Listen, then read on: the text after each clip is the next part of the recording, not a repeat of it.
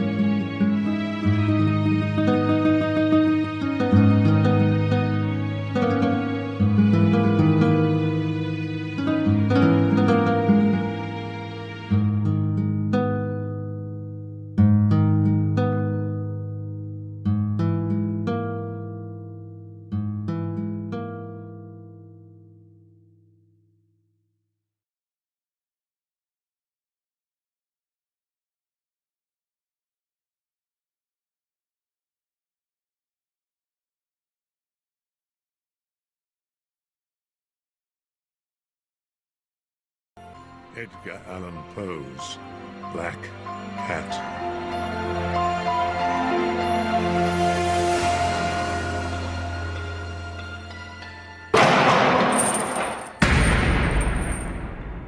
For the most wild, yet most homely narrative which I am about to pen, I neither expect nor solicit belief. Mad indeed would I be to expect it, in a case where my very senses reject their own evidence. Yet mad am I not, and very surely do I not dream. But tomorrow I die, and today I would unburthen my soul. From infancy, my tenderness of heart was even so conspicuous as to make me the jest of my companions. I was especially fond of animals, and was indulged with a great variety of pets. In manhood, I derived from it one of my principal sources of pleasure. My wife, observing my partiality for domestic pets, lost no opportunity of procuring those of the most agreeable kind. We had birds, goldfish, a fine dog, rabbits, a small monkey, and a cat, a remarkably large and beautiful animal, entirely black and sagacious to an astonishing degree. Pluto, this was the cat's name, was my favorite playmate and attended me wherever I went about the house.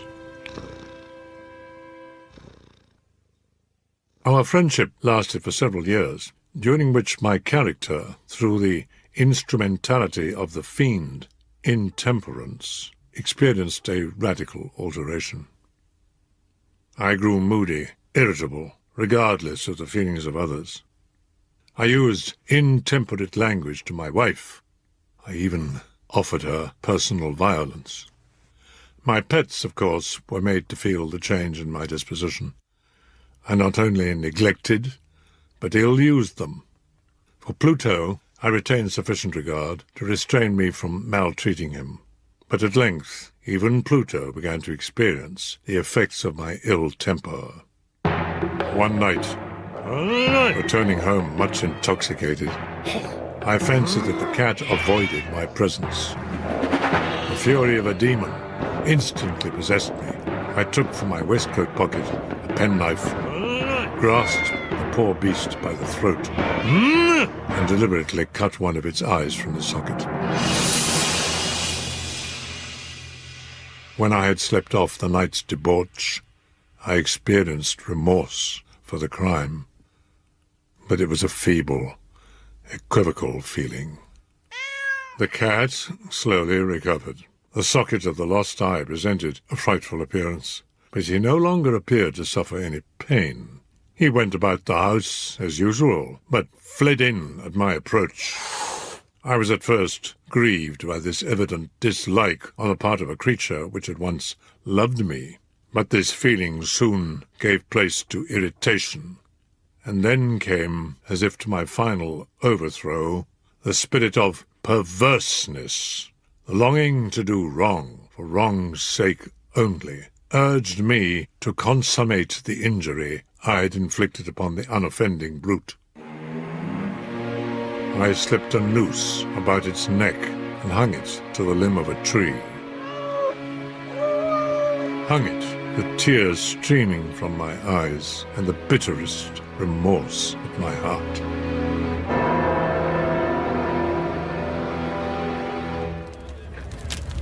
That night, I was aroused from sleep by the cry, "Fire! Fire!" The whole house was blazing. It was with great difficulty that my wife and myself made our escape. The destruction was complete. On the day succeeding the fire, I visited the ruins. The walls, with one exception, had fallen in. This exception was a compartment wall against which had rested the head of my bed. About this wall, a dense crowd were collected, examining a particular portion with minute and eager attention. I approached and saw, as if graven in bas-relief upon the white surface, the figure of a gigantic cat. There was a rope about the animal's neck. The cat had been hung in a garden adjacent to the house. Upon the alarm of fire, this garden had been filled by the crowd, by one of whom the animal must have been cut from the tree and thrown through an open window into my chamber, probably with the view of arousing me from sleep. The falling of other walls had compressed the victim into the fresh plaster, the lime of which had then, with the flames, accomplished the portraiture. Although I thus accounted for the startling fact, for months I could not rid myself of the phantasm of the cat. I went so far as to regret the loss of the animal, and to look for another. One night as I sat in a den of more than infamy, my attention was drawn to some object reposing upon one of the immense hogsheads of gin or rum. It was a black cat, a gigantic cat. This cat had a large, indefinite splotch of white covering the breast. When I prepared to go home, the animal evinced a disposition to accompany me. When it reached the house, It domesticated itself at once. I soon found dislike arising within me, its evident fondness for myself, disgusted and annoyed. By degrees, these feelings rose into the bitterness of hatred. I avoided the creature. Gradually, I came to look upon it with loathing.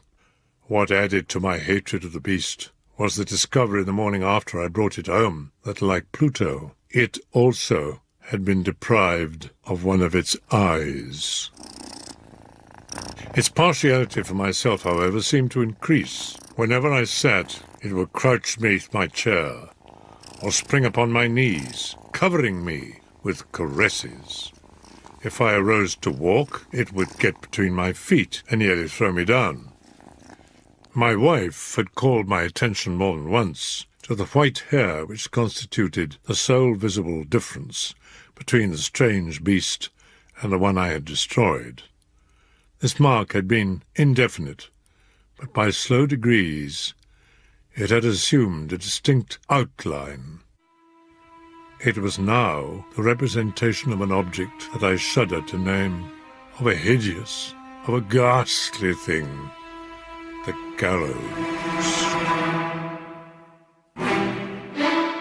I was wretched.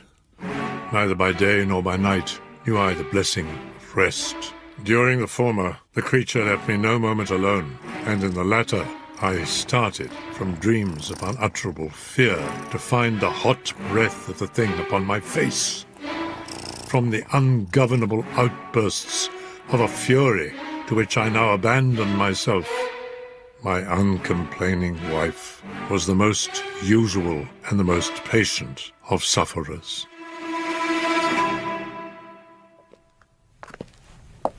One day she accompanied me upon some household errand into the cellar of the old building which our poverty compelled us to inhabit. The cat followed me down the stairs, and nearly throwing me headlong, exasperated me to madness. Uplifting an axe, I aimed a blow at the animal which would have proved fatal, but this blow was arrested by the hand of my wife. Goaded into a rage more than demoniacal, I withdrew my arm from her grasp and buried the axe in her brain. She fell dead upon the spot. I set myself forthwith to the task of concealing the body. I could not remove it from the house without the risk of being observed by the neighbours. I thought of cutting the corpse into fragments and destroying them by fire. I deliberated about casting it in the well. Finally, I determined to wall it up in the cellar. The cellar walls had lately been plastered throughout with a rough plaster. Moreover, in one of the walls was a projection caused by a fireplace that had been filled up and made to resemble the rest of the cellar. I could readily displace bricks, insert the corpse, and wall the whole up so that no eye could detect anything suspicious. By means of a crowbar, I easily dislodged the bricks, and having carefully deposited the body against the inner wall, I propped it in that position, while with little trouble I relaid the whole structure as it originally stood. When I had finished, the wall did not present the slightest appearance of having been disturbed. My next step was to look for the beast. I had resolved to put it to death. But it appeared that the crafty animal, alarmed at the violence of my previous anger, had fled the premises. My happiness was supreme. The guilt of my dark deed disturbed me but little. Some inquiries had been made, but these had been readily answered. Upon the 4th day of the assassination, a party of police came into the house and proceeded to make rigorous investigation of the premises. Secure in the inscrutability of my place of concealment, I felt no embarrassment. The officers bade me accompany them. They left no nook or corner unexplored. At length they descended into the cellar. My heart beat as calmly as that of one who slumbers in innocence. The police, satisfied, prepared to depart. I burned to say but one word by way of triumph, and to render doubly sure their assurance of my guiltlessness. Oh, by the by, gentlemen, I said as the party ascended the steps, this is a very well-constructed house. In the rabid desire to say something easily, I scarcely knew what I uttered at all. These walls are solidly put together. Here, through mere bravado, I tapped heavily with a cane upon that very portion of the brickwork behind which stood the corpse of the wife of my bosom. No sooner had the reverberation of my blows sunk into silence, and I was answered by a voice from within the tomb. A cry, at first muffled and broken, like the sobbing of a child, and then quickly swelling into one long, loud, continuous scream, a wailing shriek, half of horror and half of triumph, such as might have arisen only out of hell. Swooning, I staggered to the opposite wall. For one instant, the party upon the stairs remained motionless. In the next, a dozen stout arms were toiling at the wall. The corpse, greatly decayed and clotted with gore, stood before the spectators. Upon its head, with red extended mouth and solitary eye of fire, sat the hideous beast whose informing voice had consigned me to the hangman. I had walled the monster up within the tomb.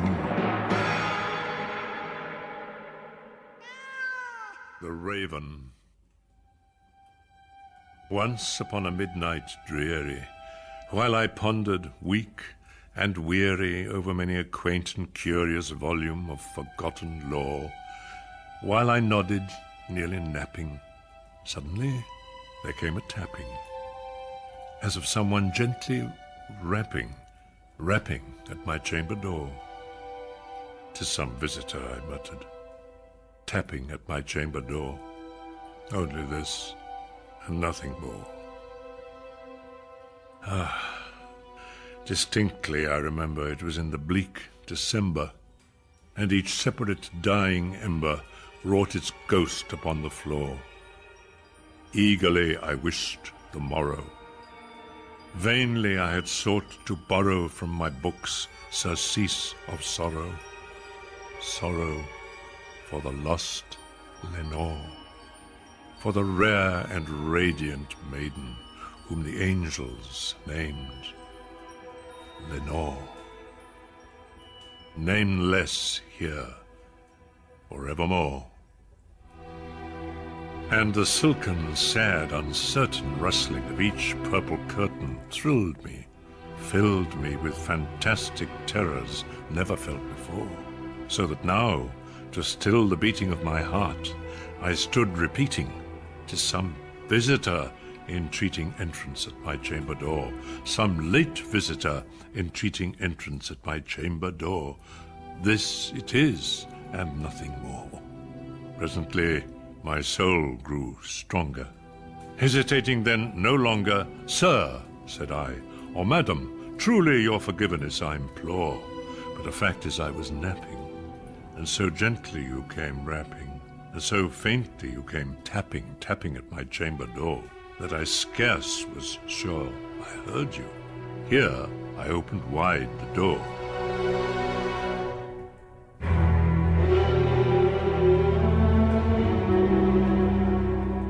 Darkness there, and nothing more.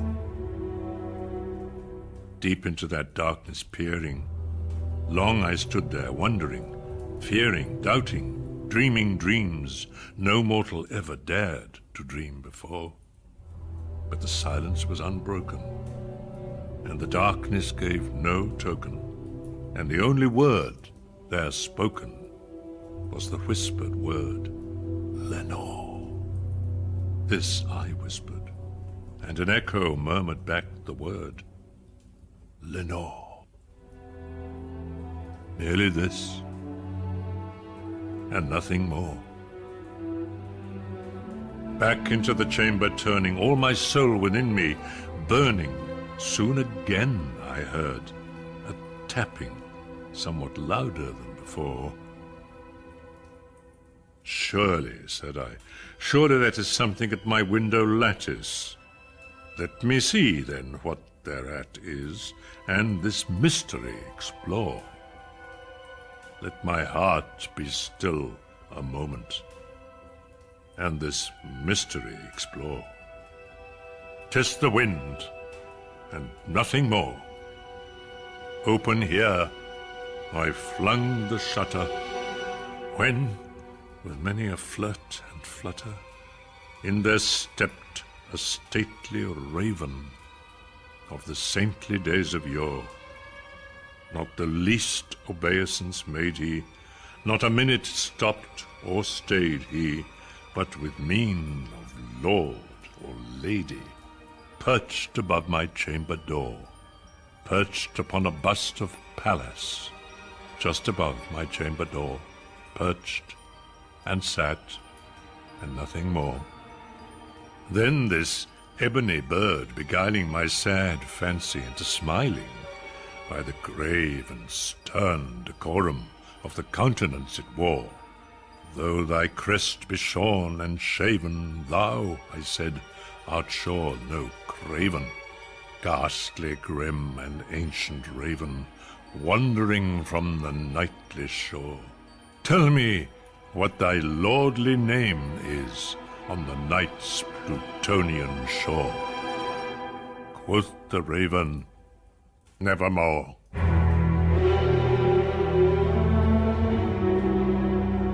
Much I marvel this ungainly fowl to hear discourse so plainly, though its answer little meaning, little relevancy bore. For we cannot help agreeing that no living human being ever yet was blessed with seeing bird above his chamber door. Bird or beast above the sculptured bust above his chamber door, with such name as nevermore. But the raven, sitting lonely on the placid bust, spoke only that one word, as if his soul in that one word he did outpour. Nothing further then he uttered, not a feather then he fluttered. Still I scarcely more than muttered. Other friends have flown before. On the morrow will he leave me, as my hopes have flown before. Then the bird said, nevermore.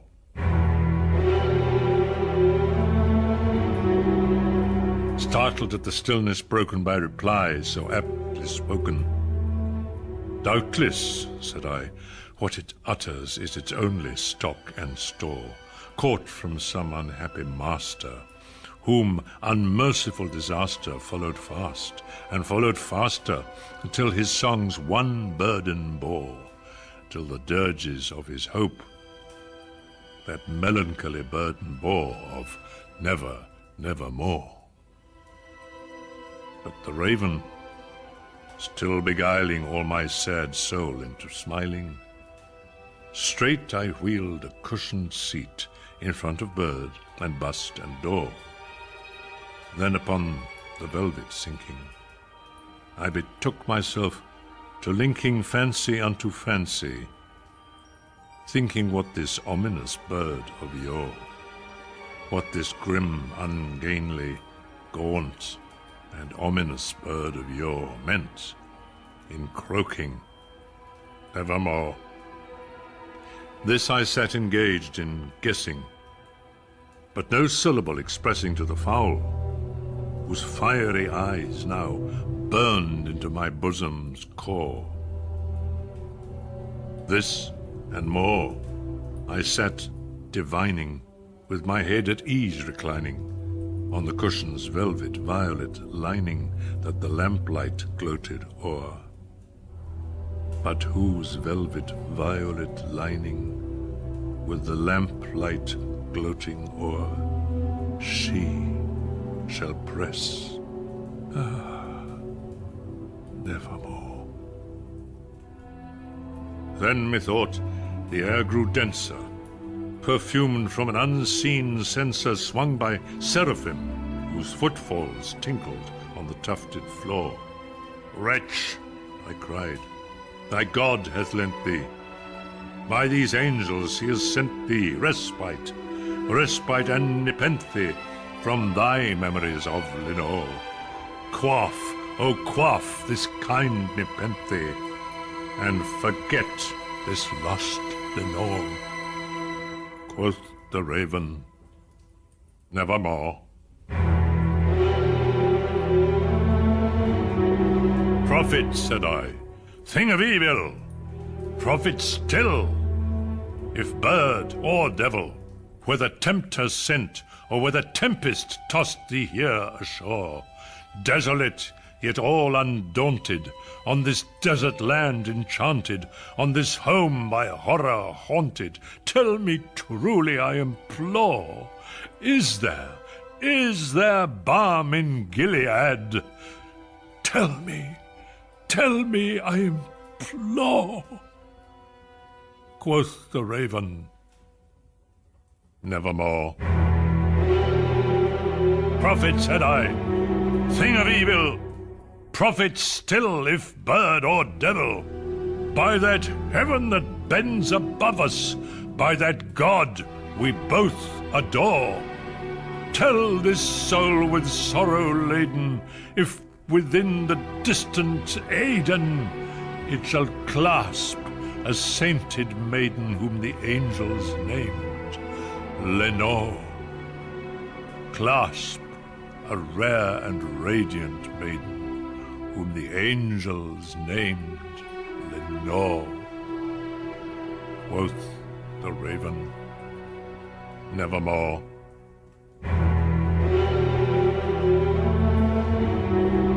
Be that word our sign of parting, bird or fiend, I shrieked, upstarting, get thee back into the tempest and the night's Plutonian shore.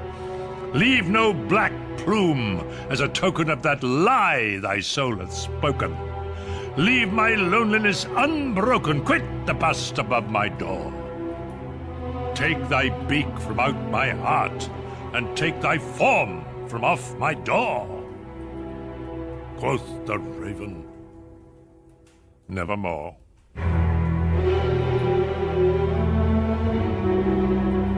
And the raven, never flitting, still is sitting on the padded bust of Pallas, just above my chamber door. And his eyes have all the seeming of a demon's that is dreaming, and the lamplight o'er him streaming throws his shadow on the floor. And my soul, from out that shadow that lies floating on the floor, shall be lifted nevermore.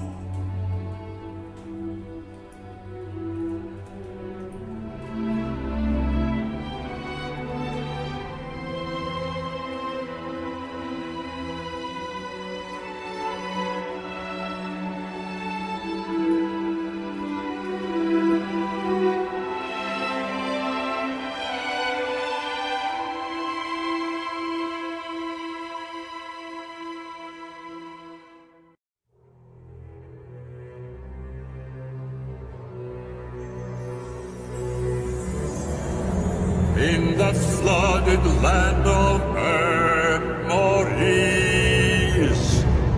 I gaze unto the sea, while my heart beats dark in agony, for my love has gone to be. With the shadows of the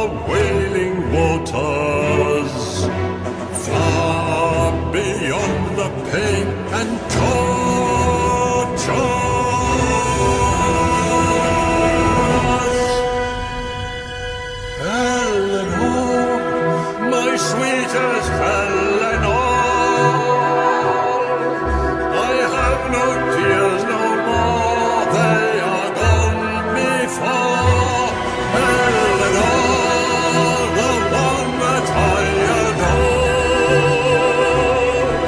I cannot take the soul torn to the core.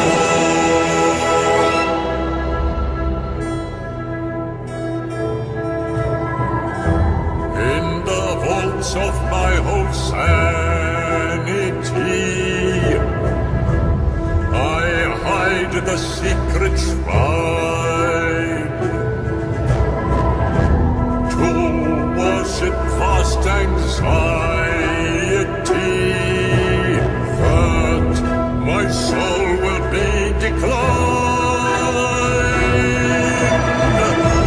by the angels in the summer skies, whose salvation I surmise.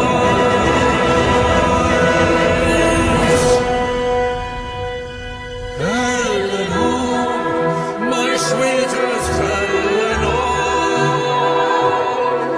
I have no tears no more, they are gone before. Eleanor, release me, I implore.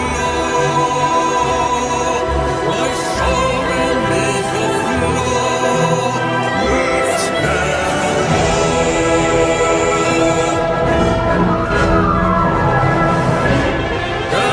Eleanor, my sweetest Eleanor,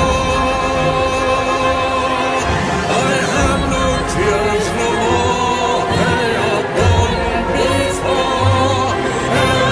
Eleanor,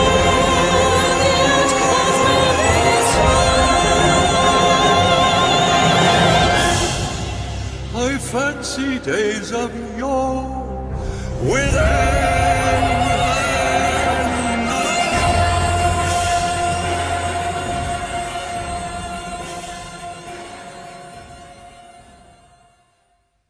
The Fall of the House of Usher.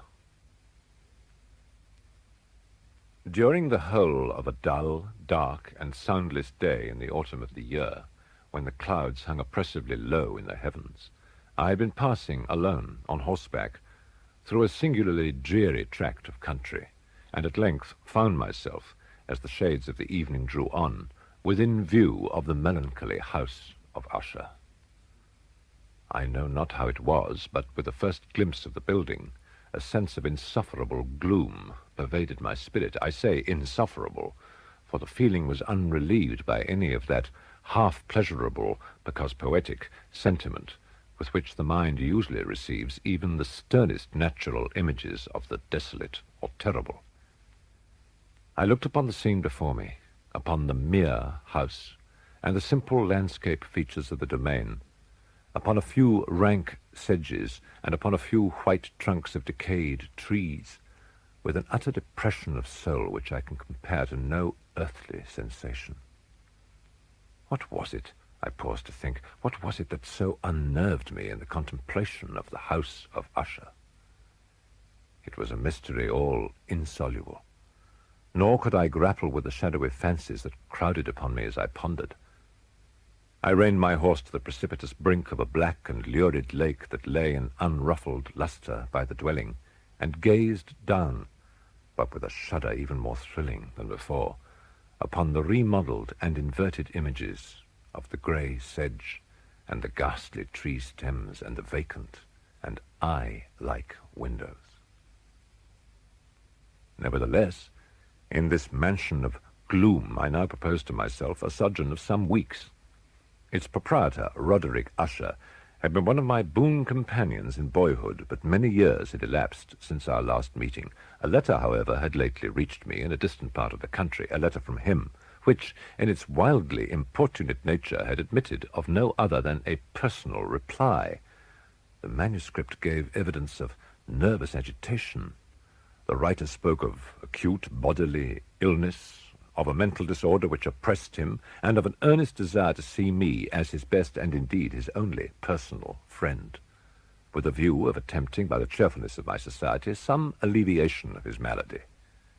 It was the manner in which all this and much more was said. It was the apparent heart that went with his request, which allowed me no room for hesitation, and I accordingly obeyed forthwith what I still considered a very singular summons.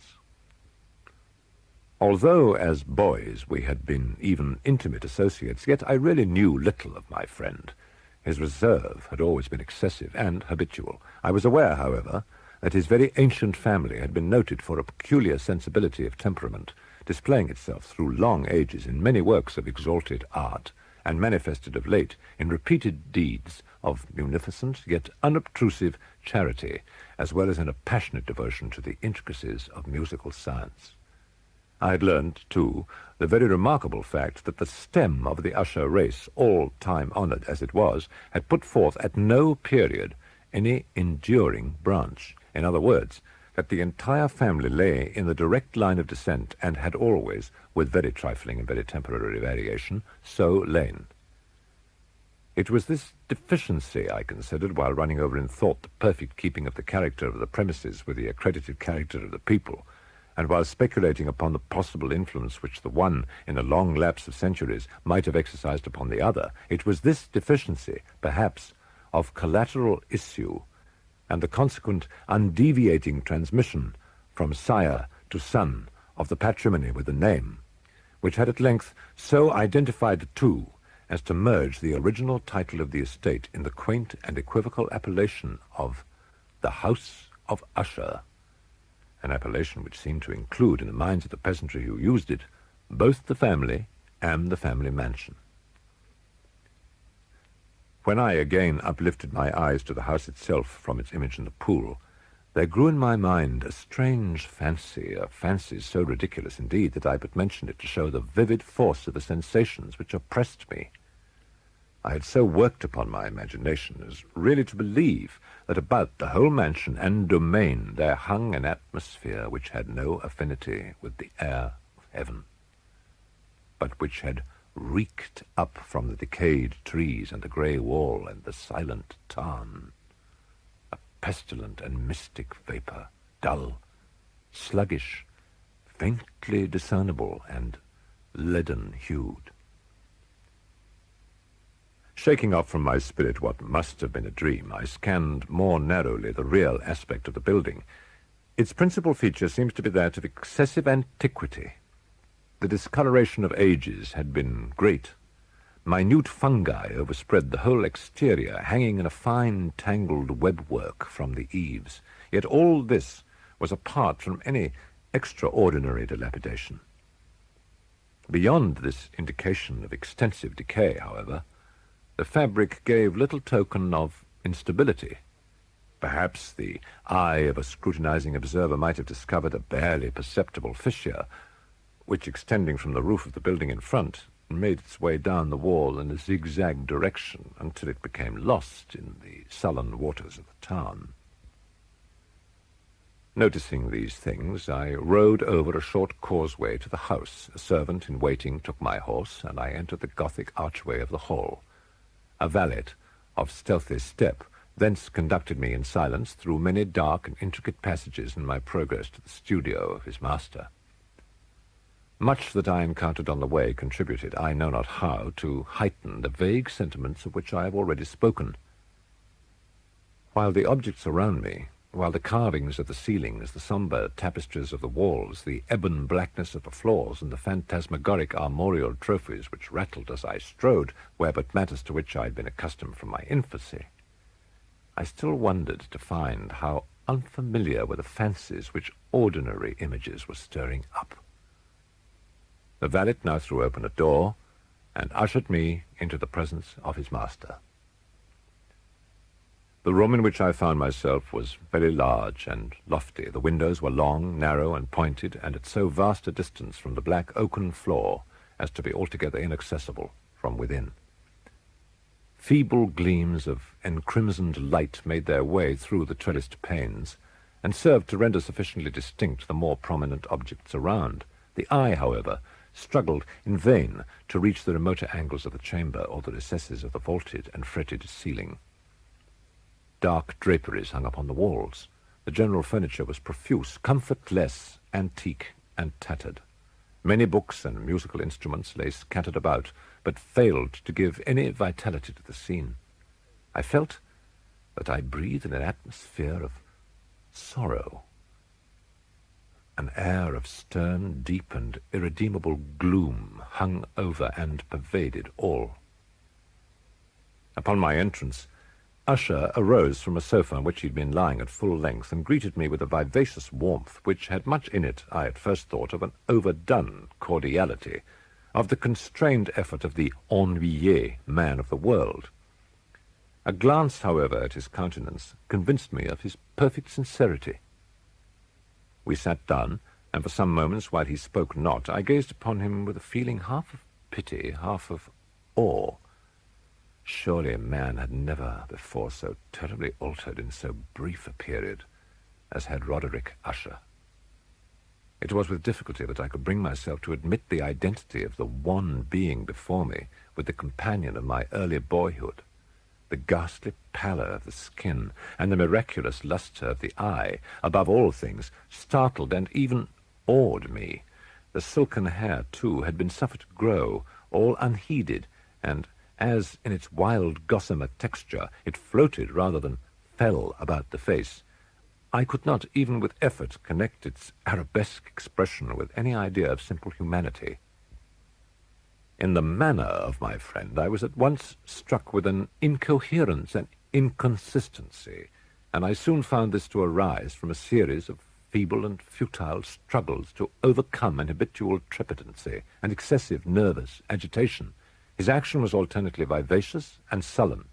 His voice varied rapidly from a tremulous indecision, when the animal spirits seemed utterly in abeyance, to that species of energetic concision, that abrupt, weighty, unhurried, and hollow-sounding enunciation, that leaden, self-balanced, and perfectly modulated guttural utterance, which may be observed in the lost drunkard or the irreclaimable eater of opium during the periods of his most intense excitement.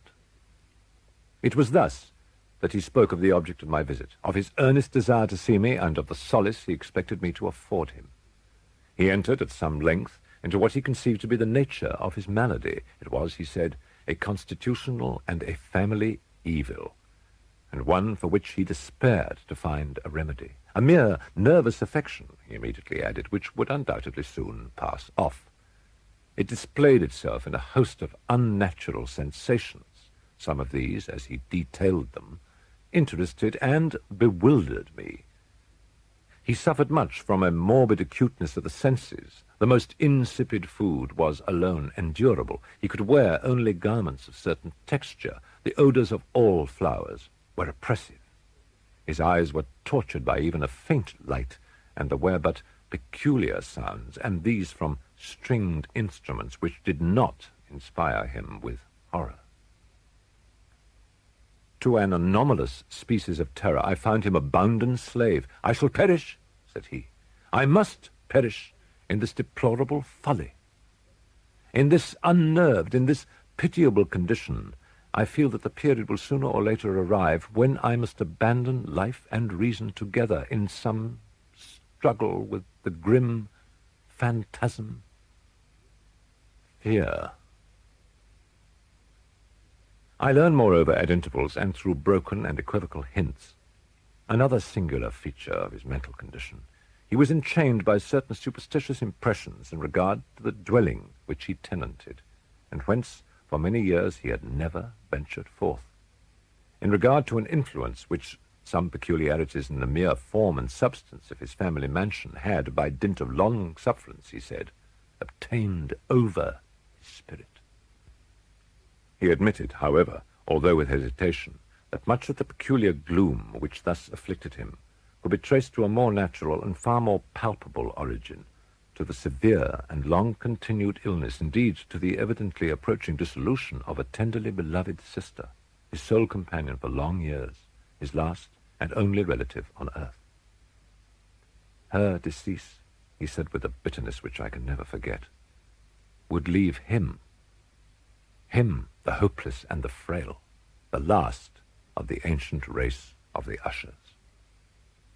While he spoke, the Lady Madeline, for so was she called, passed slowly through a remote portion of the apartment, and without having noticed my presence, disappeared. I regarded her with an utter astonishment, not unmingled with dread, and yet I found it impossible to account for such feelings. A sensation of stupor oppressed me as my eyes followed her retreating steps. When a door at length closed upon her, my glance sought instinctively and eagerly the countenance of the brother, but he had buried his face in his hands, and I could only perceive that a far more than ordinary wanness had overspread the emaciated fingers, through which trickled many passionate tears. The disease of the Lady Madeline had long baffled the skill of her physicians. A settled apathy, a gradual wasting away of the person, and frequent, although transient, affections of a partially cataleptical character were the unusual diagnosis. Hitherto she had steadily borne up against the pressure of her malady, and had not betaken herself finally to bed, but on the closing in of the evening of my arrival at the house, she succumbed, as her brother told me at night with inexpressible agitation, to the prostrating power of the destroyer. And I learned the glimpse I had obtained of her person would thus probably be the last I should obtain, that the lady, at least while living, would be seen by me no more. For several days ensuing, her name was unmentioned by either Usher or myself, and during this period I was busied in earnest endeavors to alleviate the melancholy of my friend. We painted and read together, or I listened, as if in a dream, to the wild improvisations of his speaking guitar. And thus, as a closer and still closer intimacy admitted me more unreservedly into the recesses of his spirit, the more bitterly did I perceive the futility of all attempt at cheering a mind from which darkness poured forth upon all objects of the moral and physical universe in one unceasing radiation of gloom. I shall ever bear about me a memory of the many solemn hours I thus spent alone with the master of the house of Usher. Yet I should fail in any attempt to convey an idea of the exact character of the studies or of the occupations in which he involved me or led me the way. From the paintings over which his elaborate fancy brooded, I would in vain endeavor to deduce more than a small portion which should lie within the compass of merely written words. One of the phantasmagoric conceptions of my friend, partaking not so rigidly of the spirit of abstraction, may be shadowed forth, although feebly, in words. A small picture presented the interior of an immensely long and rectangular vault or tunnel, with low walls, smooth, white, and without interruption or device. Certain accessory points of the design served well to convey the idea that this excavation lay at an exceeding depth below the surface of the earth. No outlet was observed in any portion of its vast extent, and no torch or other artificial source of light was discernible. Yet a flood of intense rays rolled throughout, and bathed the whole in a ghastly and inappropriate splendor. I have spoken of that morbid condition of the auditory nerve which rendered all music intolerable to the sufferer, with the exception of certain effects of stringed instruments. It was perhaps the narrow limits to which he thus confined himself upon the guitar which gave birth in great measure to the fantastic character of his performances. But the fervid facility of his impromptus could not be so accounted for. They must have been the result of that intense mental collectedness and concentration to which I have previously alluded, as observable only in particular moments of the highest artificial excitement. The words of one of these rhapsodies I have easily remembered. The verses, which were entitled "The Haunted Palace," ran very nearly, if not accurately, thus: "In the greenest of our valleys, by good angels tenanted, once a fair and stately palace, radiant palace, reared its head. In the monarch Thought's dominion it stood there. Never seraph spread a pinion over fabric half so fair. Banners, yellow, glorious, golden, on its roof did float and flow. All this was in the olden time long ago. And every gentle air that dallied in that sweet day along the ramparts, plumed and pallid. A winged odour went away.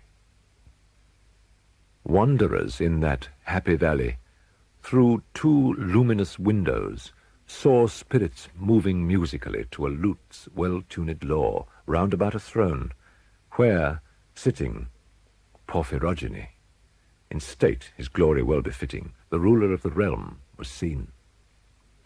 And all with pearl and ruby glowing was the fair palace door, through which came flowing, flowing, flowing, and sparkling evermore a troop of echoes, whose sweet duty was but to sing, in voices of surpassing beauty, the wit and wisdom of their king. But evil things, in robes of sorrow, assailed the monarch's high estate. Ah, let us mourn, for never morrow shall dawn upon him desolate. And round about his home, the glory that blushed and bloomed is but a dim remembered story of the old time, entombed. And travellers now, within that valley, through the red litten windows, see vast forms that move fantastically to a discordant melody, while, like a rapid, ghastly river, through the pale door a hideous throng rush out forever and laugh, but smile no more. I well remember that suggestions arising from this ballad led us into a train of thought wherein there became manifest an opinion of Usher's of the sentience of all vegetable things. But in his disordered fancy, the idea had assumed a more daring character and trespassed under certain conditions upon the kingdom of inorganization. I lack words to express the full extent or the earnest abandon of his persuasion. The belief, however, was connected with the grey stones of the home of his forefathers. The conditions of the sentience had been here, he imagined, fulfilled in the method of collocation of these stones, in the order of their arrangement, as well as in that of the many fungi which overspread them, and of the decayed trees which stood around, above all, in the long undisturbed endurance of this arrangement, and in its reduplication in the still waters of the Tarn. The evidence of the sentience was to be seen, he said, and I here started as he spoke, in the gradual yet certain condensation of an atmosphere of their own about the waters and the walls. The result was discoverable, he added, in that silent yet importunate and terrible influence which for centuries had moulded the destinies of his family, and which made him what I now saw him, what he was. Such opinions need no comment, and I will make none. One evening, having informed me abruptly that the Lady Madeline was no more, he stated his intention of preserving her corpse for a fortnight previously to its final interment in one of the numerous vaults within the main walls of the building. The worldly reason, however, assigned for this singular proceeding was one which I did not feel at liberty to dispute. The brother had been led to his resolution, so he told me, by consideration of the unusual character of the malady of the deceased, of certain inquiries on the part of her medical men, and of the remote and exposed situation of the burial ground of the family. I had no desire to oppose what I regarded as, at best, but a harmless and by no means an unnatural precaution. At the request of Usher, I personally aided him in the arrangements for the temporary entombment. The body having been encoffined, we two alone bore it to its rest. The vault in which we placed it, and which had been so long unopened that our torches, half smothered in its oppressive atmosphere, gave us little opportunity for investigation, was small, damp, and entirely without means of admission for light, lying at great depth immediately beneath that portion of the building in which was my own sleeping apartment. It had been used, apparently, in remote feudal times for the worst purposes of a donjon keep, and in later days as a place of deposit for powder or some other highly combustible substance, as a portion of its floor and the whole interior of a long archway through which we reached it were carefully sheathed with copper. The door, of massive iron, had been also similarly protected. Its immense weight caused an unusually sharp, grating sound as it moved upon its hinges. Having deposited our mournful burden upon trestles within this region of horror, We partially turned aside the yet unscrewed lid of the coffin and looked upon the face of the Lady Madeline. A striking similitude between the brother and the sister now first arrested my attention, and Usher, divining perhaps my thought, murmured out some few words from which I learned that the deceased and himself had been twins, and that sympathies of a scarcely intelligible nature had always existed between them. Our glances, however, rested not long upon the dead, for we could not regard her unawed.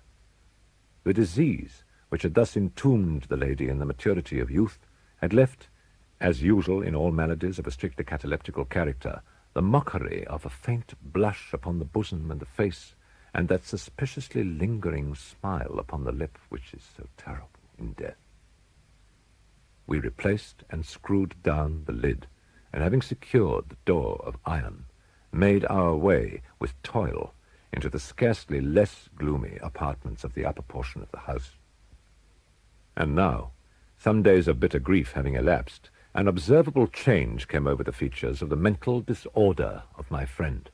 His ordinary manner had vanished, his ordinary occupations were neglected or forgotten. He roamed from chamber to chamber with hurried, unequal, and objectless step.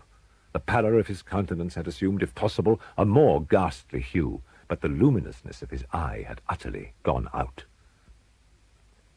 The once occasional huskiness of his tone was heard no more, and a tremulous quaver, as if of extreme terror, habitually characterized his utterance. There were times, indeed, when I thought his unceasingly agitated mind was laboring with some oppressive secret, to divulge which he struggled for the necessary courage. At times, again, I was obliged to resolve all into the mere inexplicable vagaries of madness, for I beheld him gazing upon vacancy for long hours in an attitude of the profoundest attention, as if listening to some imaginary sound. It was no wonder that his condition terrified, that it infected me. I felt creeping upon me by slow yet certain degrees the wild influences of his own fantastic yet impressive superstitions. It was especially upon retiring to bed late in the night of the 7th or 8th day after the placing of the Lady Madeline within the dungeon that I experienced the full power of such feelings. Sleep came not near my couch, while the hours waned and waned away. I struggled to reason off the nervousness which had dominion over me. I endeavored to believe that much, if not all, of what I felt was due to the bewildering influence of the gloomy furniture of the room, of the dark and tattered draperies, which, tortured into motion by the breath of a rising tempest, swayed fitfully to and fro upon the walls and rustled uneasily about the decorations of the bed. But my efforts were fruitless. An irrepressible tremor gradually pervaded my frame, and at length there sat upon my very heart an incubus of utterly causeless alarm. Shaking this off with a gasp and a struggle, I uplifted myself upon the pillows, and peering earnestly within the intense darkness of the chamber, hearkened, I know not why, except that an instinctive spirit prompted me, to certain low and indefinite sounds which came through the pauses of the storm at long intervals, I knew not whence. Overpowered by an intense sentiment of horror, unaccountable yet unendurable, I threw on my clothes with haste, for I felt that I should sleep no more during the night, and endeavored to arouse myself from the pitiable condition into which I had fallen by pacing rapidly to and fro through the apartment. I had taken but few turns in this manner when a light step on an adjoining staircase arrested my attention. I presently recognized it as that of Usher. In an instant afterwards he rapped with a gentle touch at my door and entered, bearing a lamp. His countenance was, as usual, cadaverously wan, but moreover there was a species of mad hilarity in his eyes, and evidently restrained hysteria in his whole demeanor. His air appalled me, but anything was preferable to the solitude which I had so long endured. "And you have not seen it?" he said abruptly, after having stared about him for some moments in silence. "You have not then seen it? But stay, you shall."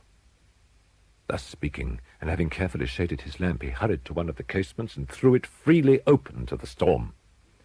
The impetuous fury of the entering gust nearly lifted us from our feet. It was indeed a tempestuous yet sternly beautiful night, and one wildly singular in its terror and its beauty. There were frequent and violent alterations in the direction of the wind, and the exceeding density of the clouds, which hung so low as to press upon the turrets of the house, did not prevent our perceiving the life-like velocity with which they flew careering from all points against each other, without passing away into the distance. Yet we had no glimpse of the moon or stars, nor was there any flashing forth of the lightning. But the under surfaces of the huge masses of agitated vapor were glowing in the unnatural light of a faintly luminous and distinctly visible gaseous exhalation which hung about and enshrouded the mansion. You shall not behold this," said I, shudderingly to Usher, as I led him with a gentle violence from the window to a seat. "These appearances which bewilder you are merely electrical phenomena, not uncommon, or it may be that they have their ghastly origin in the rank miasma of the tarn. Let us close this casement. The air is chilling and dangerous to your frame. Here is one of your favorite romances. I will read, and you shall listen. And so we will pass away this terrible night together." The antique volume which I had taken up was The Mad Tryst of Sir Launcelot Canning. But I had called it a favourite of Usher's more in sad jest than in earnest. It was, however, the only book immediately at hand, and I indulged a vague hope that the excitement which now agitated the hypochondriac might find relief even in the extremeness of the folly which I should read. I had arrived at that well-known portion of the story where Ethelred, the hero of the tryst, having sought in vain for peaceable admission into the dwelling of the hermit, proceeds to make good an entrance by force. Here, it will be remembered, the words of the narrative run thus: "And Ethelred, feeling the rain upon his shoulders, and fearing the rising of the tempest, uplifted his mace outright, and with blows made quickly room in the plankings of the door for his gauntleted hand. And now pulling therewith sturdily, he so cracked and ripped and tore all asunder, that the noise of the dry and hollow-sounding wood alarmed and reverberated throughout the forest." At the termination of this sentence I started, and for a moment paused, for it appeared to me, although I at once concluded my excited fancy had deceived me, it appeared to me that from some very remote portion of the mansion there came indistinctly to my ears what might have been, in its exact similarity of character, the echo of the very cracking and ripping sound which Sir Launcelot had so particularly described. It was beyond doubt the coincidence alone which had arrested my attention, for amid the rattling of the sashes of the casements and the ordinary commingled noises of the still increasing storm, the sound in itself had nothing, surely, which should have interested or disturbed me. I continued the story. "But the good champion Ethelred, now entering within the door, was sore enraged and amazed to perceive no signal of the maliceful hermit, but in the stead thereof a dragon, of a scaly and prodigious demeanour, and of a fiery tongue, which sate in guard before a palace of gold with a floor of silver, and upon the wall there hung a shield of shining brass, with this legend enwritten: Who entereth herein, a conqueror hath been. Who slayeth the dragon, the shield he shall win. And Ethelred uplifted his mace and struck upon the head of the dragon, which fell before him, and gave up his pesty breath with a shriek so horrid and harsh, and withal so piercing, that Ethelred had feigned to close his ears with his hands against the dreadful noise of it, the like whereof was never before heard." Here again I paused abruptly, and now with a feeling of wild amazement, for there could be no doubt whatever that in this instance I did actually hear, although from what direction it proceeded I found it impossible to say, a low and apparently distant, but harsh, protracted, and most unusual screaming or grating sound, the exact counterpart of what my fancy had already conjured up for the dragon's unnatural shriek as described by the romancer. Oppressed, as I certainly was, by 1,000 conflicting sensations in which wonder and extreme terror were predominant, I still retained sufficient presence of mind to avoid exciting by any observation the sensitive nervousness of my companion. I was by no means certain that he had noticed the sounds in question, although assuredly a strange alteration had during the last few minutes taken place in his demeanour.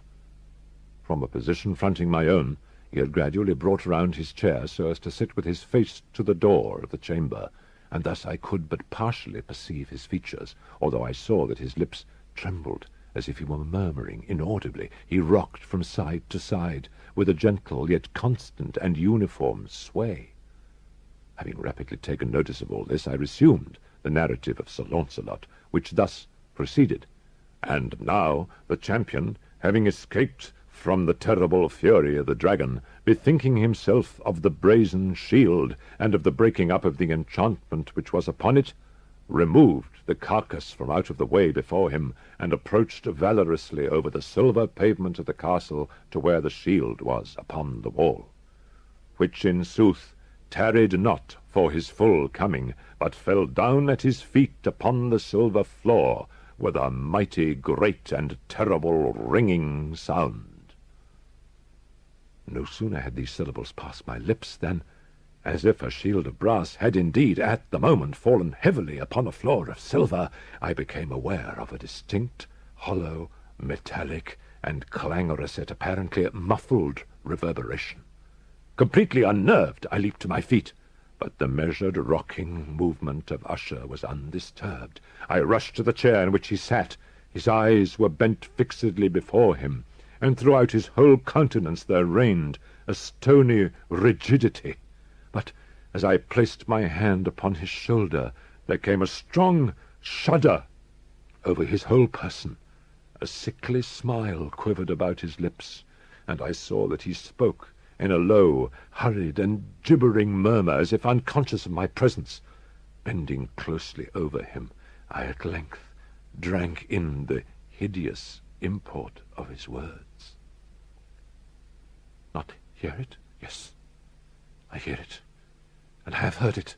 Long, many minutes, many hours, many days have I heard it, yet I dared not. Oh, pity me, miserable wretch that I am. I dared not speak. We have put her living in the tomb. Said I not that my senses were acute? I now tell you that I heard her first feeble movements in the hollow coffin. I heard them many, many days ago, yet I dared not speak. And tonight, Ethelred, Ethelred, the breaking of the hermit's door, and the death cry of the dragon, and the clangor of the shield, say rather, the rending of her coffin, and the grating of the iron hinges of her prison, and her struggles within the coppered archway of the vault. Oh, whither shall I fly? Will she not be here anon? Is she not hurrying to upbraid me for my haste? Have I not heard her footstep on the stair? Do I not distinguish that heavy and horrible beating of her heart? Madman, I tell you, she now stands without the door! As if in the superhuman energy of his utterance there had been found the potency of a spell, the huge antique panels to which the speaker pointed threw slowly back their ponderous and ebony jaws. Without those doors there did stand the lofty and enshrouded figure of the Lady Madeline of Usher. There was blood upon her white robes, and the evidence of some bitter struggle upon every portion of her emaciated frame. For a moment she remained trembling and reeling to and fro upon the threshold, and then, with a low moaning cry, fell heavily inward upon the person of her brother, and in her violent and now final death agonies bore him to the floor, a corpse, and a victim to the terrors he had anticipated. From that chamber and from that mansion I fled aghast. The storm was still abroad in all its wrath as I found myself crossing the old causeway. Suddenly there shot along the path a wild light, and I turned to see whence a gleam so unusual could have issued, for the vast house and its shadows were alone behind me. The radiance was that of the full setting and blood-red moon, which now shone vividly through that once barely discernible fissure of which I have before spoken as extending from the roof of the building in a zigzag direction to the base. While I gazed, this fissure rapidly widened. There came a fierce breath of the whirlwind. The entire orb of the satellite burst at once upon my sight. My brain reeled as I saw the mighty walls rushing asunder.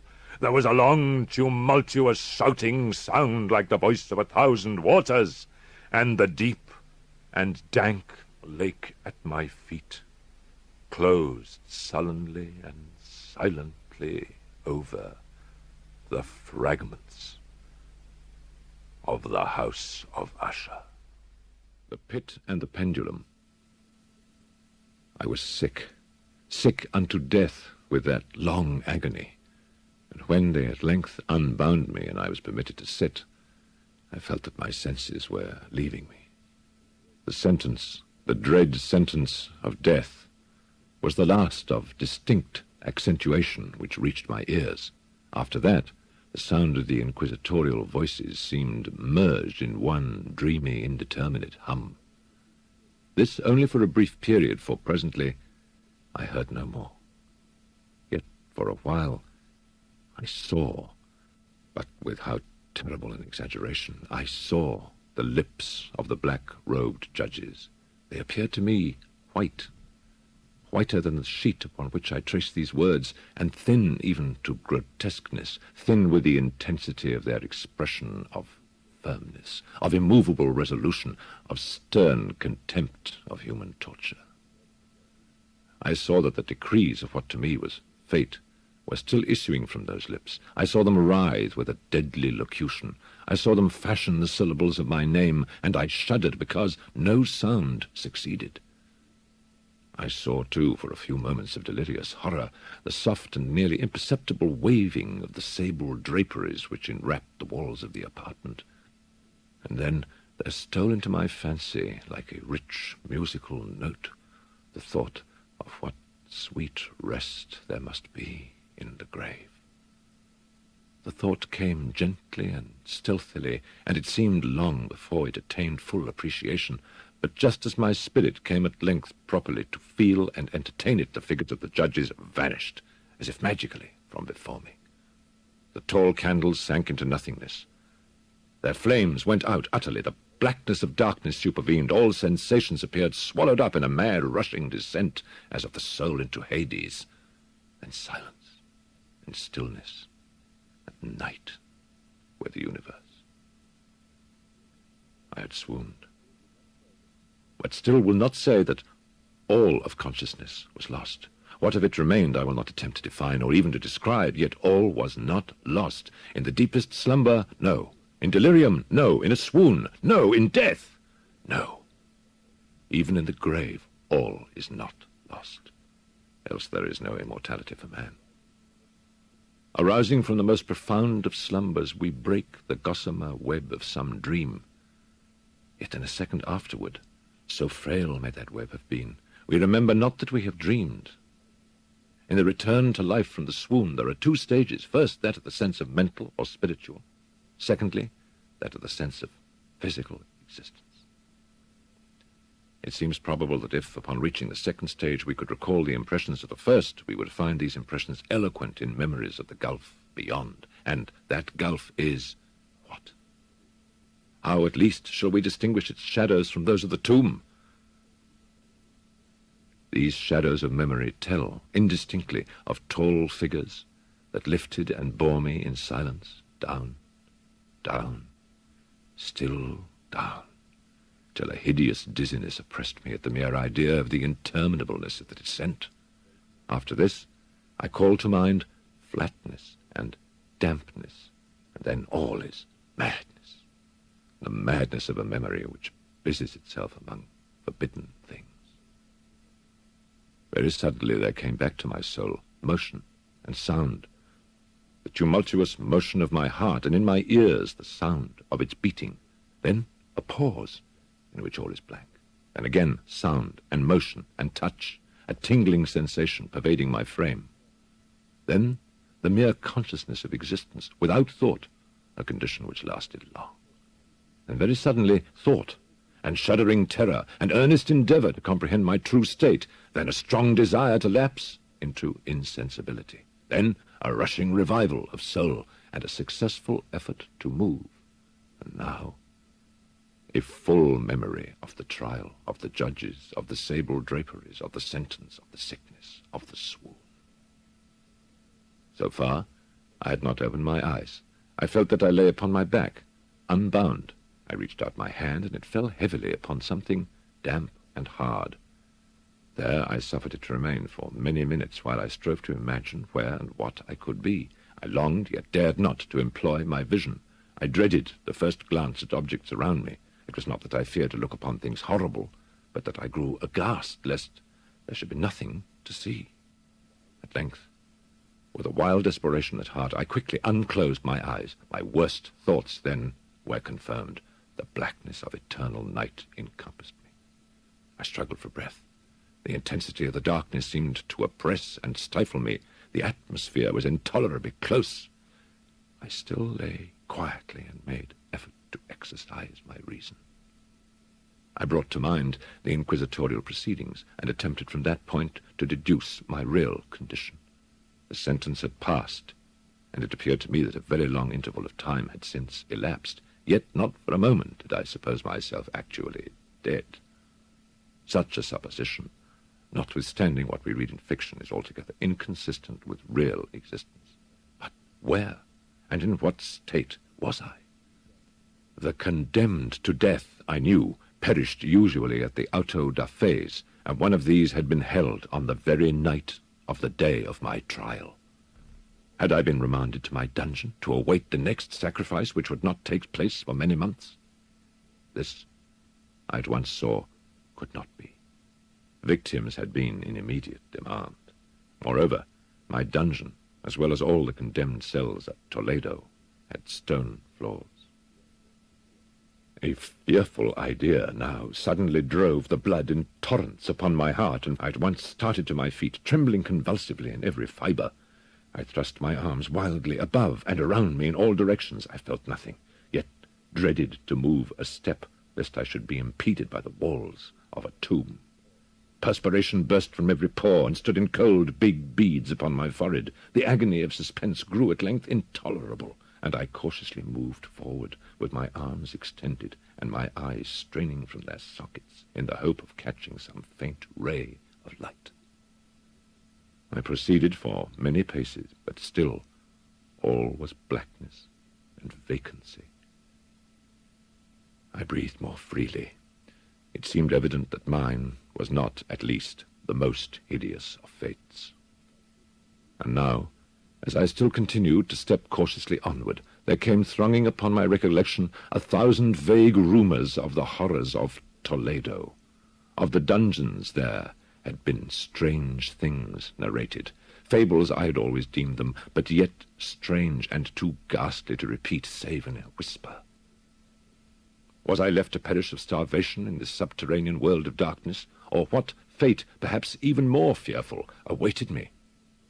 That the result would be death, and the death of more than customary bitterness.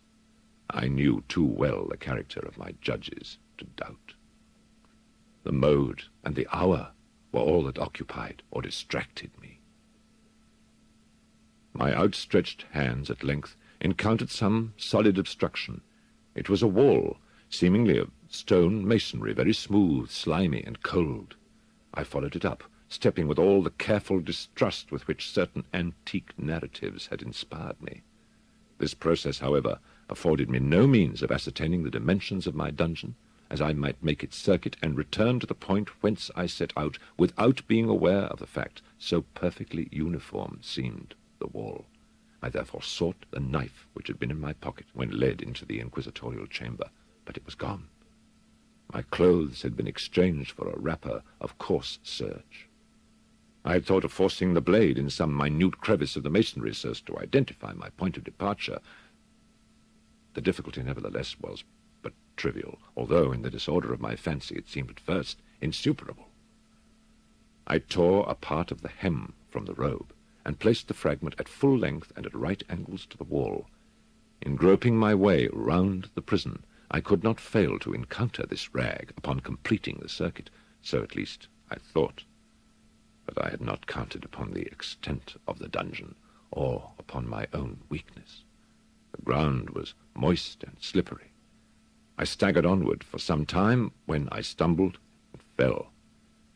My excessive fatigue induced me to remain prostrate, and sleep soon overtook me as I lay. Upon awaking and stretching forth an arm, I found beside me a loaf and a pitcher with water. I was too much exhausted to reflect upon this circumstance, but ate and drank with avidity. Shortly afterward, I resumed my tour around the prison, and with much toil came at last upon the fragment of the serge. Up to the period when I fell, I had counted 52 paces, and upon resuming my walk, I had counted 48 more. When I arrived at the rag, there were in all, then, 100 paces. And admitting 2 paces to the yard, I presumed the dungeon to be 50 yards in circuit. I had little object, certainly no hope in these researches, but a vague curiosity prompted me to continue them. Quitting the wall, I resolved to cross the area of the enclosure. At first, I proceeded with extreme caution, for the floor, although seemingly of solid material, was treacherous with slime. At length, however, I took courage, and did not hesitate to step firmly, endeavoring to cross in as direct a line as possible.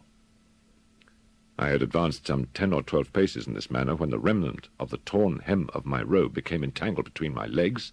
I stepped on it and fell violently on my face. In the confusion attending my fall, I did not immediately apprehend a somewhat startling circumstance, which yet, in a few seconds afterward, and while I still lay prostrate, arrested my attention. It was this. My chin rested upon the floor of the prison, but my lips and the upper portion of my head touched nothing.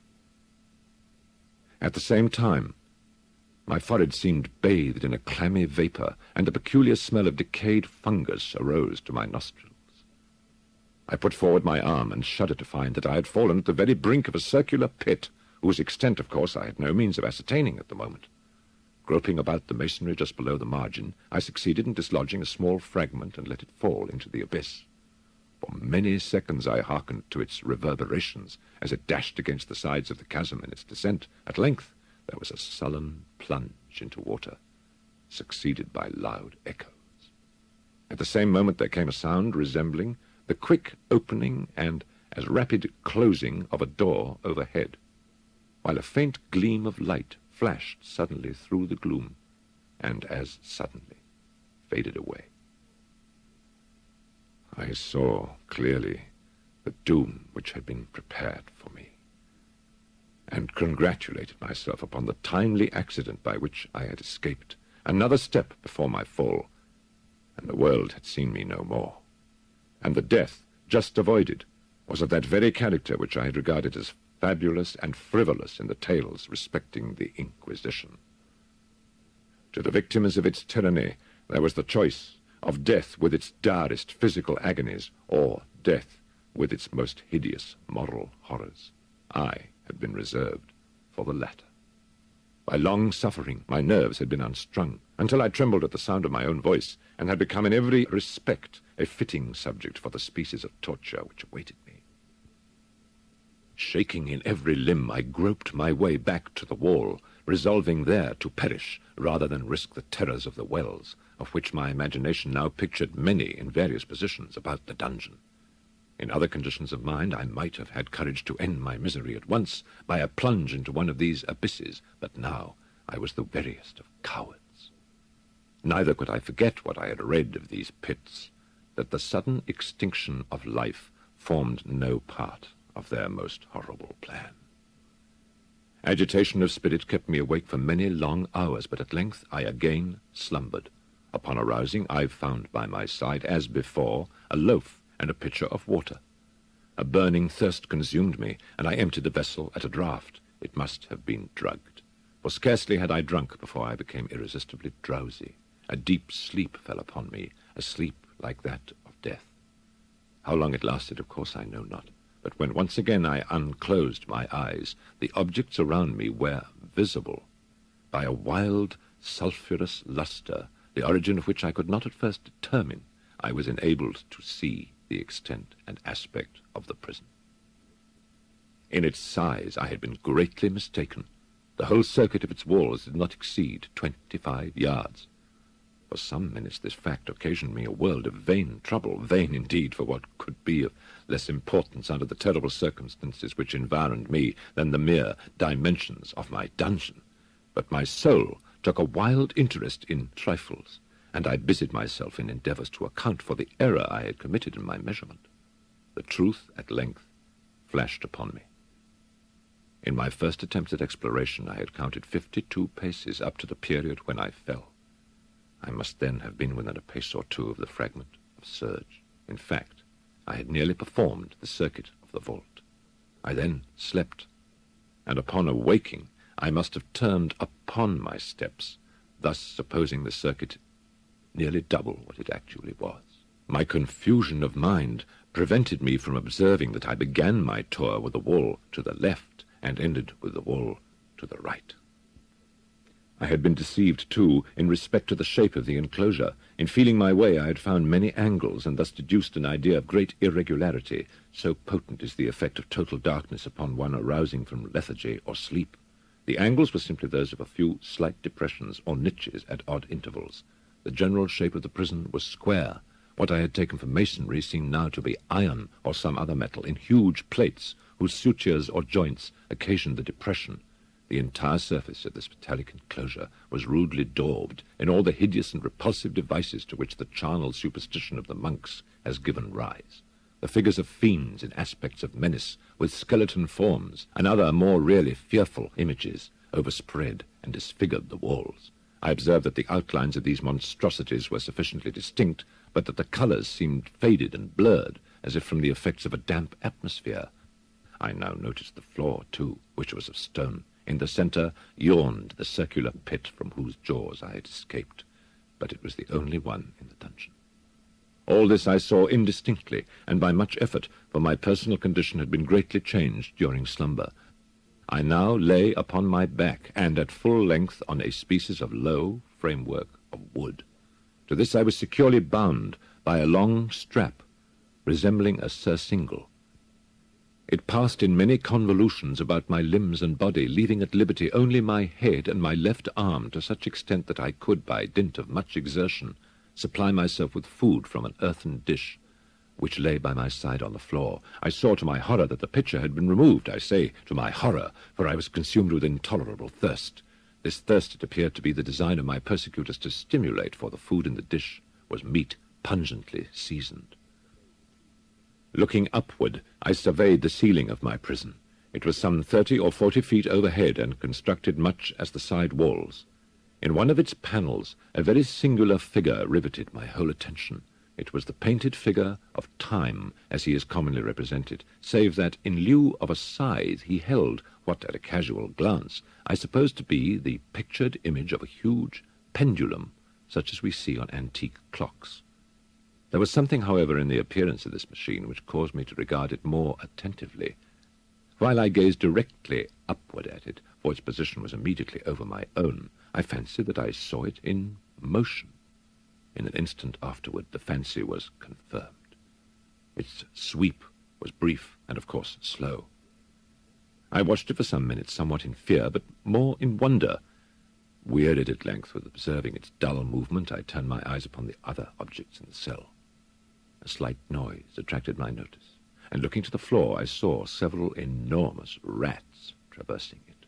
They had issued from the well, which lay just within view to my right.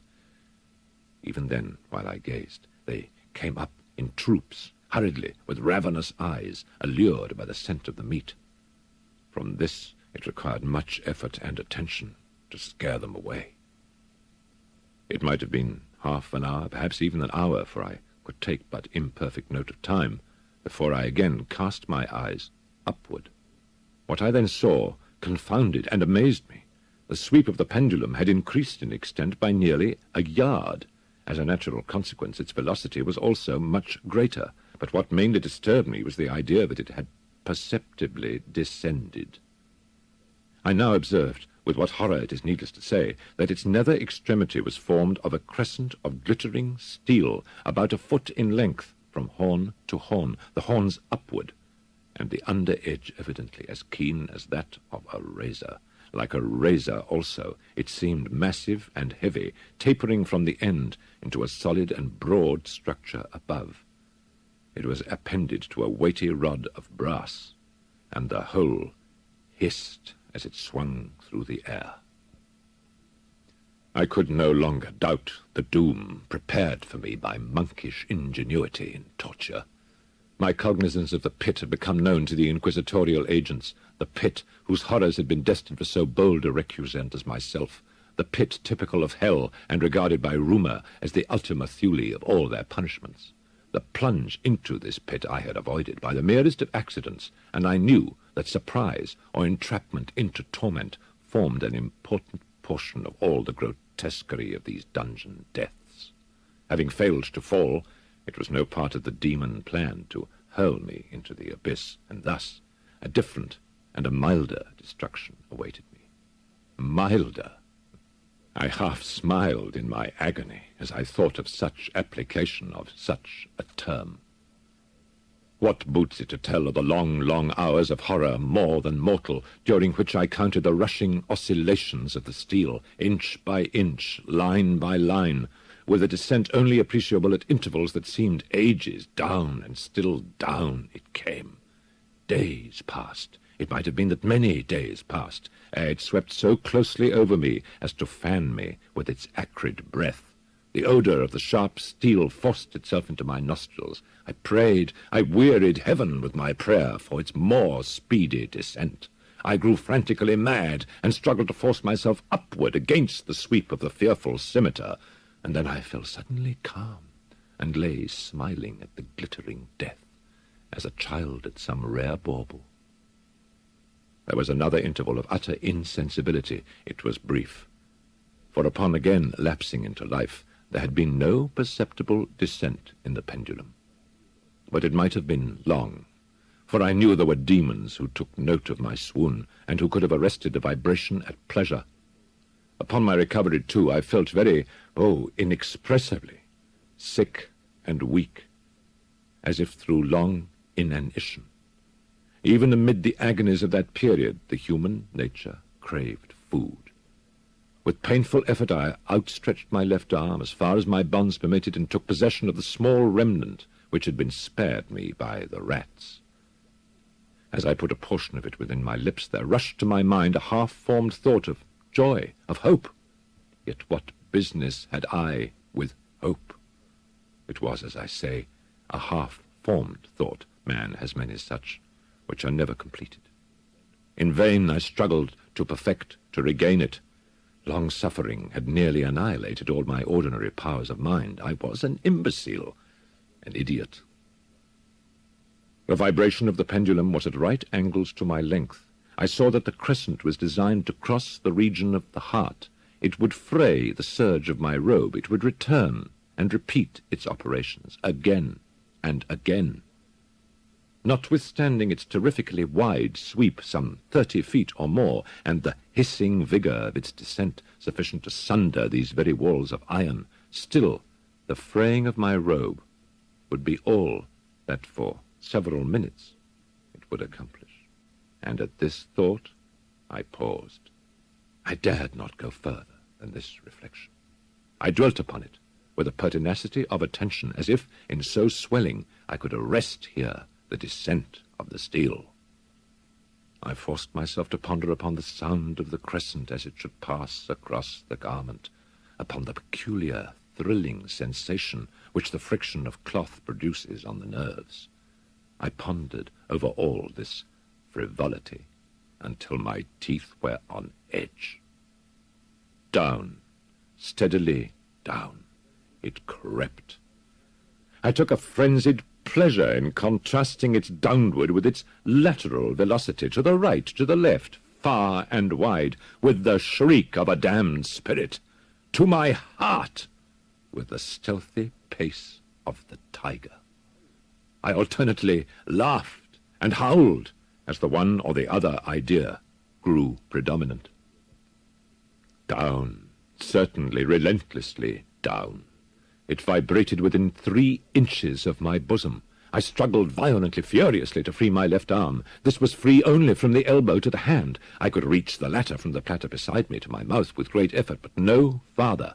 Could I have broken the fastenings above the elbow, I would have seized and attempted to arrest the pendulum. I might as well have attempted to arrest an avalanche. Down, still unceasingly, still inevitably, down. I gasped and struggled at each vibration. I shrank convulsively at its every sweep. My eyes followed its outward or upward whirls with the eagerness of the most unmeaning despair. They closed themselves spasmodically at the descent, although death would have been a relief. Oh, how unspeakable! Still, I quivered in every nerve to think how slight a sinking of the machinery would precipitate that keen, glistening axe upon my bosom. It was hope that prompted the nerve to quiver, the frame to shrink. It was hope, the hope that triumphs on the rack, that whispers to the death-condemned even in the dungeons of the Inquisition. I saw that some 10 or 12 vibrations would bring the steel in actual contact with my robe, and with this observation there suddenly came over my spirit all the keen, collected calmness of despair. For the first time during many hours, or perhaps days, I thought. It now occurred to me that the bandage or surcingle which enveloped me was unique. I was tied by no separate cord. The first stroke of the razor-like crescent athwart any portion of the band would so detach it that it might be unwound from my person by means of my left hand. But how fearful in that case the proximity of the steel! The result of the slightest struggle, how deadly! Was it likely, moreover, that the minions of the torturer had not foreseen and provided for this possibility? Was it probable that the bandage crossed my bosom in the track of the pendulum?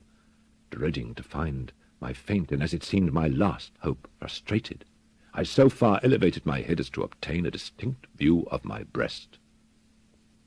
The surcingle enveloped my limbs and body close in all directions, save in the path of the destroying crescent. Scarcely had I dropped my head back into its original position when there flashed upon my mind what I cannot better describe than as the unformed half of that idea of deliverance to which I have previously alluded, and of which a moiety only floated indeterminately through my brain when I raised food to my burning lips. The whole thought was now present, feeble, scarcely sane, scarcely definite, but still entire. I proceeded at once, with the nervous energy of despair, to attempt its execution. For many hours, the immediate vicinity of the low framework upon which I lay had been literally swarming with rats. They were wild, bold, ravenous, their red eyes glaring upon me as if they waited but for motionlessness on my part to make me their prey. To what food, I thought, have they been accustomed in the well? They had devoured, in spite of all my efforts to prevent them, all but a small remnant of the contents of the dish. I had fallen into an habitual seesaw or wave of the hand about the platter, and at length the unconscious uniformity of the movement deprived it of effect. In their voracity, the vermin frequently fastened their sharp fangs in my fingers. With the particles of the oily and spicy viand which now remained, I thoroughly rubbed the bandage wherever I could reach it. Then, raising my hand from the floor, I lay breathlessly still. The ravenous animals were startled and terrified at the change, at the cessation of movement. They shrank alarmedly back. Many sought the well, but this was only for a moment. I had not counted in vain upon their voracity. Observing that I remained without motion, one or two of the boldest leaped upon the framework and smelt at the surcingle. This seemed the signal for a general rush. Forth from the well they hurried in fresh troops. They clung to the wood, they overran it, and leaped in hundreds upon my person. The measured movement of the pendulum disturbed them not at all. Avoiding its strokes, they busied themselves with the anointed bandage. They pressed, they swarmed upon me in ever-accumulating heaps. They writhed upon my throat. Their cold lips sought my own. I was half stifled by their thronging pressure. Disgust, for which the world has no name, swelled my bosom, and chilled with a heavy clamminess my heart. Yet 1 minute, and I felt that the struggle would be over. Plainly, I perceived the loosening of the bandage. I knew that in more than one place it must be already severed. With a more than human resolution, I lay still. Nor had I erred in my calculations, nor had I endured in vain. I at length felt that I was free. The surcingle hung in ribbons from my body. But the stroke of the pendulum already pressed upon my bosom. It had divided the serge of the robe. It had cut through the linen beneath. Twice again it swung, and a sharp sense of pain shot through every nerve.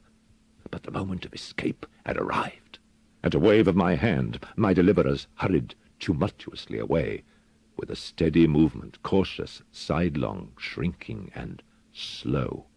I slid from the embrace of the bandage and beyond the reach of the scimitar.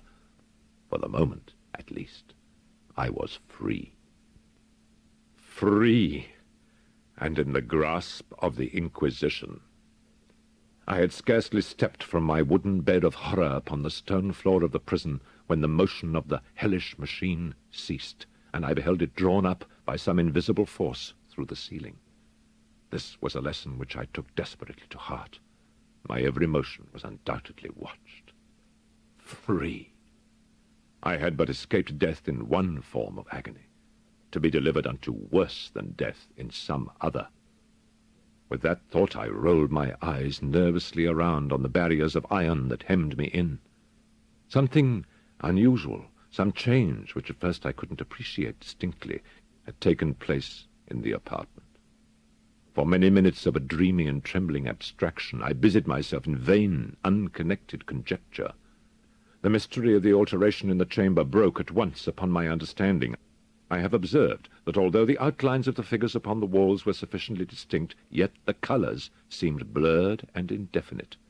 These colours had now assumed, and were momentarily assuming, a startling and most intense brilliancy that gave to the spectral and fiendish portraitures an aspect that might have thrilled even firmer nerves than my own. Demon eyes, of a wild and ghastly vivacity, glared upon me in 1,000 directions, where none had been visible before, and gleamed with the lurid lustre of a fire that I could not force my imagination to regard as unreal. Even while I breathed, there came to my nostrils the breath of the vapour of heated iron. A suffocating odour pervaded the prison. A deeper glow settled each moment in the eyes that glared at my agonies. A richer tint of crimson diffused itself over the pictured horrors of blood. I panted, I gasped for breath. There could be no doubt of the design of my tormentors. O most unrelenting, O most demoniac of men! I shrank from the glowing metal to the centre of the cell. Amid the thought of the fiery destruction that impended, the idea of the coolness of the well came over my soul like balm. I rushed to its deadly brink.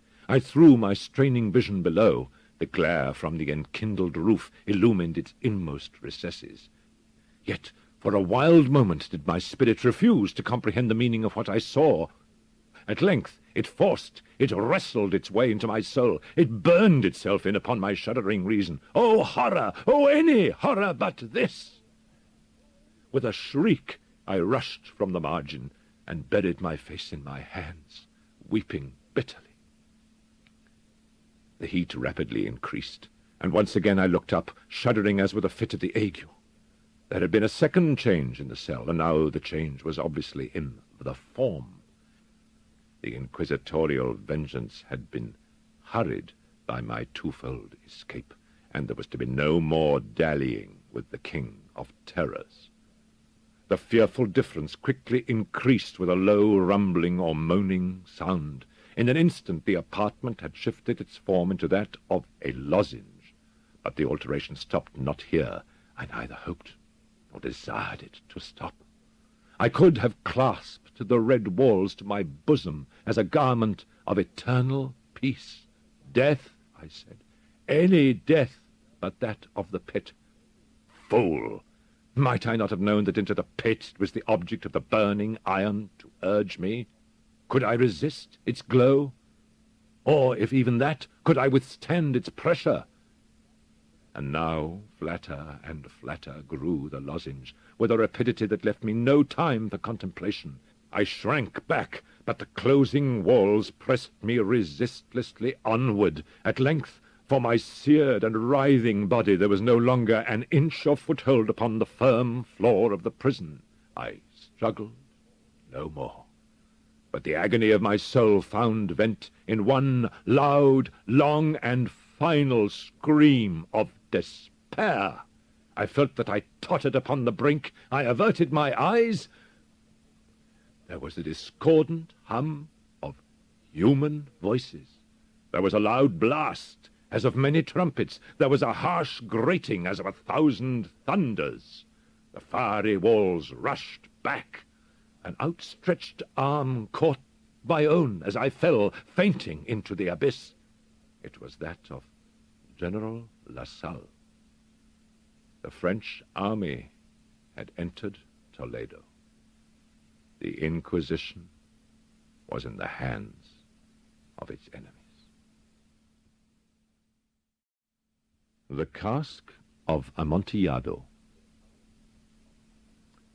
The 1,000 injuries of Fortunato I had borne as I best could, but when he ventured upon insult, I vowed revenge. You, who so well know the nature of my soul, will not suppose, however, that I gave utterance to a threat. At length I would be avenged. This was a point definitely settled, but the very definitiveness with which it was resolved precluded the idea of risk. I must not only punish, but punish with impunity. A wrong is unredressed when the avenger fails to make himself felt as such to him who has done the wrong. It must be understood that neither by word nor deed had I given Fortunato cause to doubt my good will. I continued, as was my wont, to smile in his face, and he did not perceive that my smile now was at the thought of his immolation. He had a weak point, this Fortunato, although in other regards he was a man to be respected and even feared. He prided himself on his connoisseurship in wine. Few Italians have the true virtuoso spirit. For the most part, their enthusiasm is adopted to suit the time and opportunity to practice imposture upon the British and Austrian millionaires. In painting and gemmery, Fortunato, like his countrymen, was a quack, but in the matter of old wines he was sincere. In this respect I did not differ from him materially. I was skilful in the Italian vintages myself, and bought largely whenever I could. It was about dusk one evening, during the supreme madness of the carnival season, that I encountered my friend. He accosted me with excessive warmth, for he had been drinking much. The man wore motley. He had on a tight-fitting, party-striped dress, and his head was surmounted by the conical cap and bells.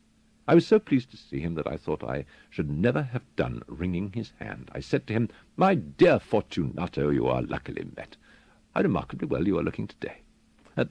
I have received a pipe of what passes for Amontillado, and I have my doubts." "How?" said he. "Amontillado? A pipe? Impossible. And in the middle of the carnival." "I have my doubts," I replied, "and I was silly enough to pay the full Amontillado price without consulting you in the matter. You were not to be found, and I was fearful of losing a bargain." "Amontillado? I have my doubts, and I must satisfy them. As you are engaged, I am on my way to Lucchese. If anyone has a critical turn, it is he. He will tell me, 'Lucchese cannot tell Amontillado from sherry.' And yet some fools will have it that his taste is a match for your own. Come, let us go." "Whither?" "To your vaults." "My friend, no, I will not impose upon your good nature. I perceive that you have an engagement. Lucchese—" "I have no engagement. Come." "My friend, no, it is not the engagement, but the severe cold with which I perceive you are afflicted. The vaults are insufferably damp. They are encrusted with nitre." "Let us go, nevertheless. The cold, merely nothing." "Amontillado. You've been imposed upon. As for Lucchese, he cannot distinguish sherry from Amontillado." Thus speaking, Fortunato possessed himself of my arm, and putting on a mask of black silk and drawing a roquelaure closely about my person, I suffered him to hurry me to my palazzo. There were no attendants at home. They had absconded to make merry in honour of the time. I had told them that I should not return until the morning, and had given them explicit orders not to stir from the house. These orders were sufficient, I well knew, to ensure their immediate disappearance, one and all, as soon as my back was turned. I took from their sconces 2 flambeaux, and giving one to Fortunato, bowed him through several suites of rooms to the archway that led into the vaults. I passed down a long and winding staircase, requesting him to be cautious as he followed. We came at length to the foot of the descent, and stood together upon the damp ground of the catacombs of the Montresors. The gait of my friend was unsteady, and the bells upon his cap jingled as he strode. "The pipe," he said. "Oh, it is further on," said I, "but observe the white wen work which gleams from these cavern walls." He turned towards me and looked into my eyes with 2 filmy orbs that distilled the rheum of intoxication. "Nitre?" he asked at length. "Nitre," I replied. "How long have you had that cough?"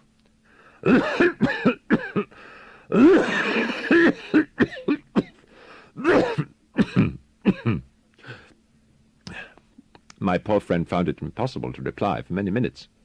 Nothing," he said at last. "Come," I said with decision, "we will go back. Your health is precious. You are rich, respected, admired, beloved. You are happy, as once I was. You are a man to be missed. For me, it is no matter. We will go back.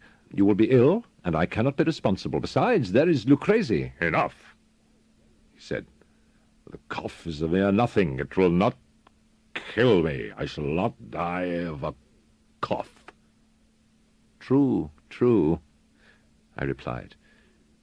"And indeed I had no intention of alarming you unnecessarily, but you should use all proper caution. A draught of this Medoc will defend us from the damps." Here I knocked off the neck of a bottle which I drew from a long row of its fellows that lay upon the mould. "Drink," I said, presenting him the wine. He raised it to his lips with a leer. He paused and nodded to me familiarly, while his bells jingled. "I drink," he said, "to the buried that repose around us." "And I to your long life." He again took my arm, and we proceeded. "These vaults," he said, "are extensive." "The Montresors," I replied, "were a great and numerous family." I forget your arms." "A huge human foot d'or in a field Asia. The foot crushes a serpent rampant, whose fangs are embedded in the heel." "And the motto?" "Nemo me impune lacessit." "Good," he said. The wine sparkled in his eyes, and the bells jingled. My own fancy grew warm with the Medoc.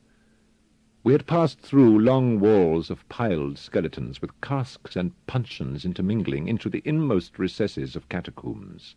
I paused again, and this time I bade bold to seize Fortunato by an arm above the elbow. "The nitre," I said. "See, it increases. It hangs like moss upon the vaults. We are below the river's bed. The drops of moisture trickle among the bones. Come, we will go back ere it is too late. Your cough—" "It is nothing," he said. "Let us go on. But first, another draught of the Medoc." I broke and reached him a flagon of de Grave. He emptied it at a breath. His eyes flashed with a fierce light. He laughed, and threw the bottle upwards with a gesticulation I did not understand. I looked at him in surprise. He repeated the movement, a grotesque one. "You do not comprehend," he said. "Not I," I replied. "Then you are not of the Brotherhood." "How?" "You are not of the Masons." Yes, I said. Yes. "You? Impossible. A Mason?" "A Mason," I replied. "A sign," he said. "A sign?" "It is this," I answered, producing from beneath the folds of my roquelaure a trowel.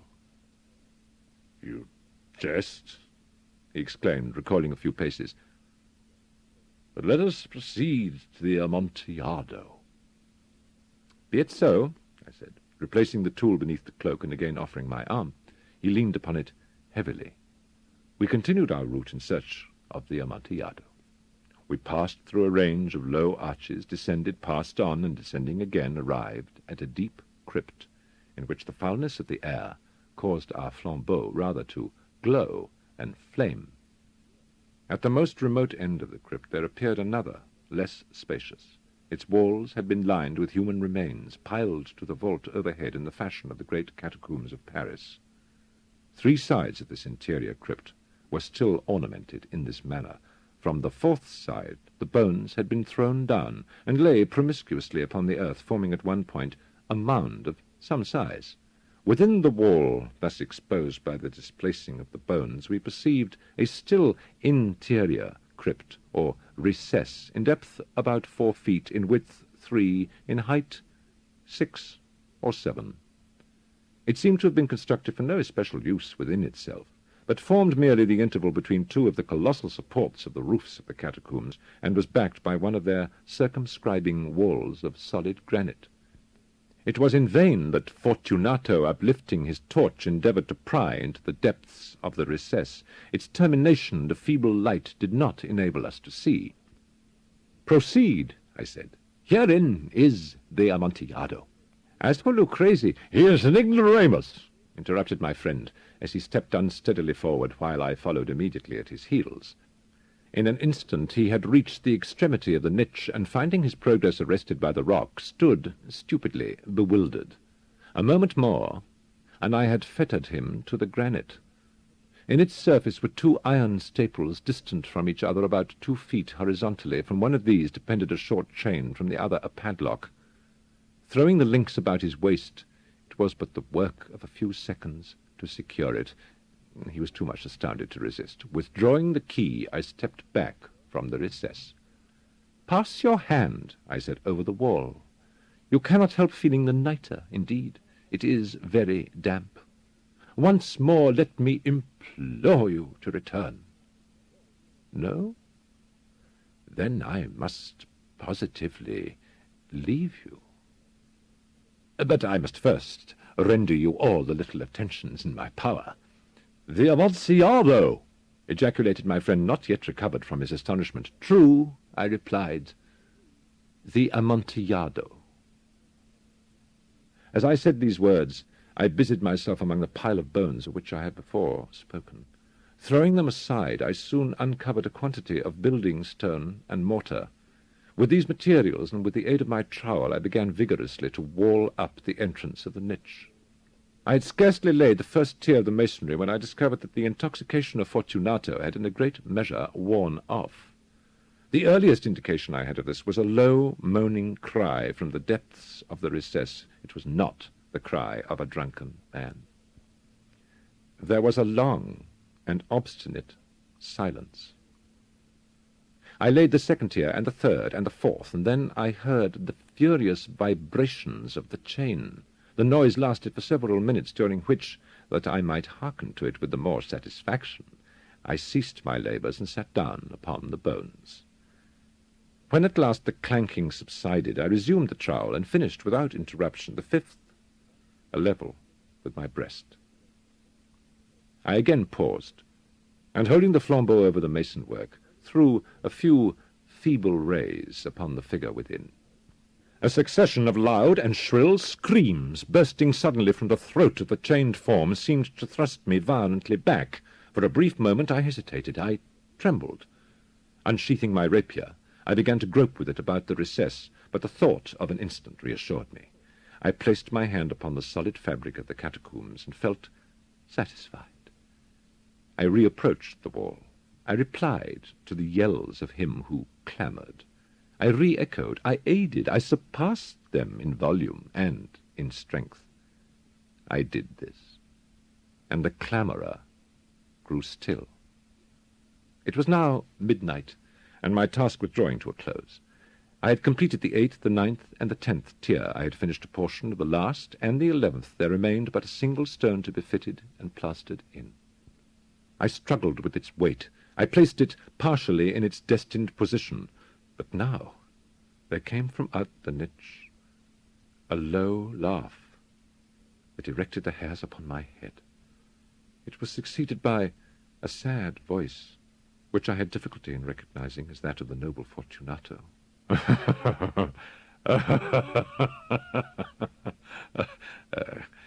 A very good joke indeed, an excellent jest. We shall have many a rich laugh about it at the palazzo.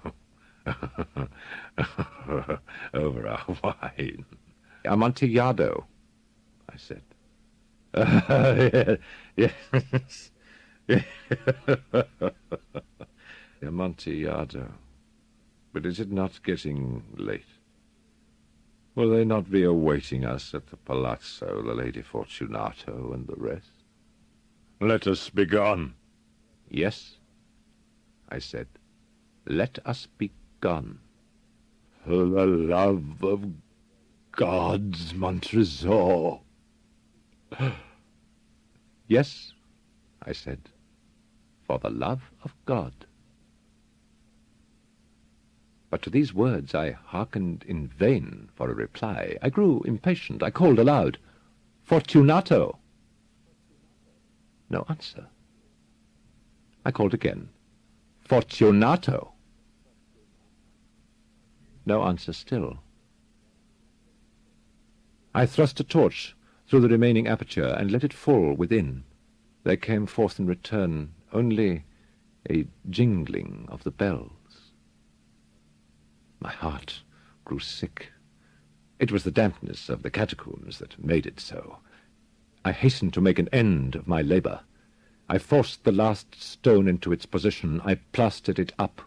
Against the new masonry, I re-erected the old rampart of bones. For the half of a century, no mortal has disturbed them. In pace requiescat.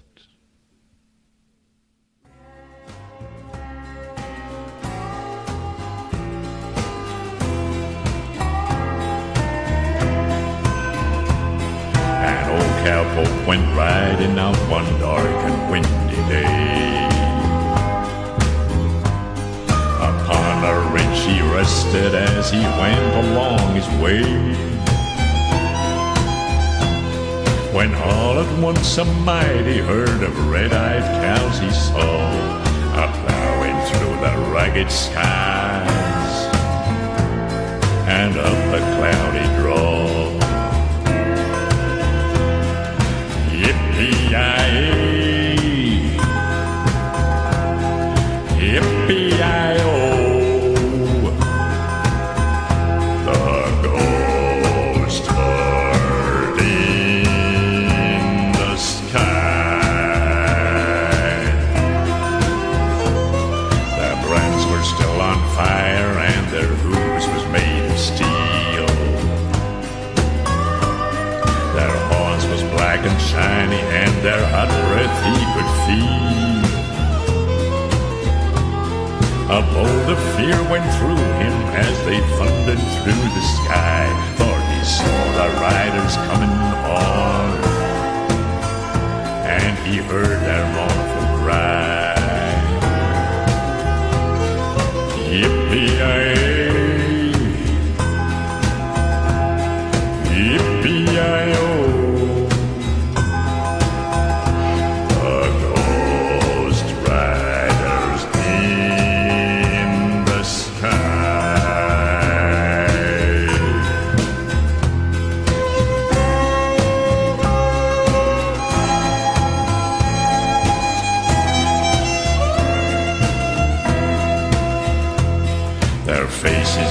Their eyes were blurred and shirts all soaked in sweat.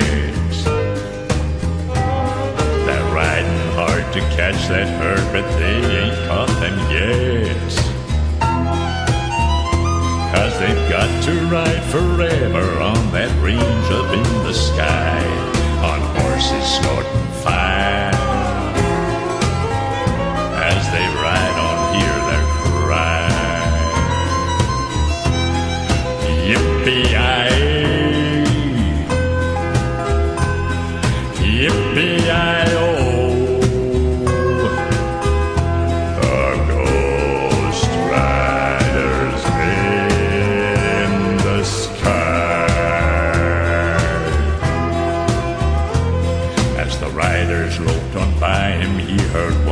call out his name. If you want to save your soul from hell, ride on our range. Then cowboy, change your ways today, or with us you will ride. I tried to catch the devil's herd across these endless skies. Yippee-yi-yay, yippee-yi-yo, the ghost turning the sky.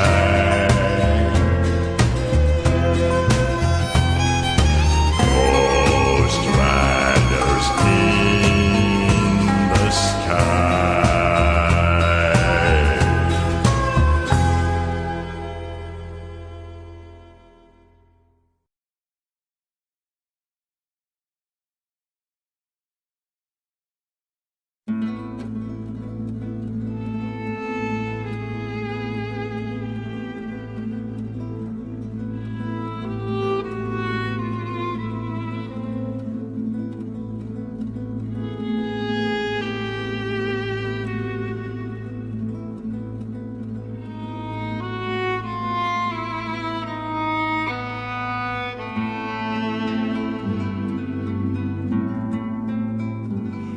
In the willow meads of Tassarinan, I walked in the spring.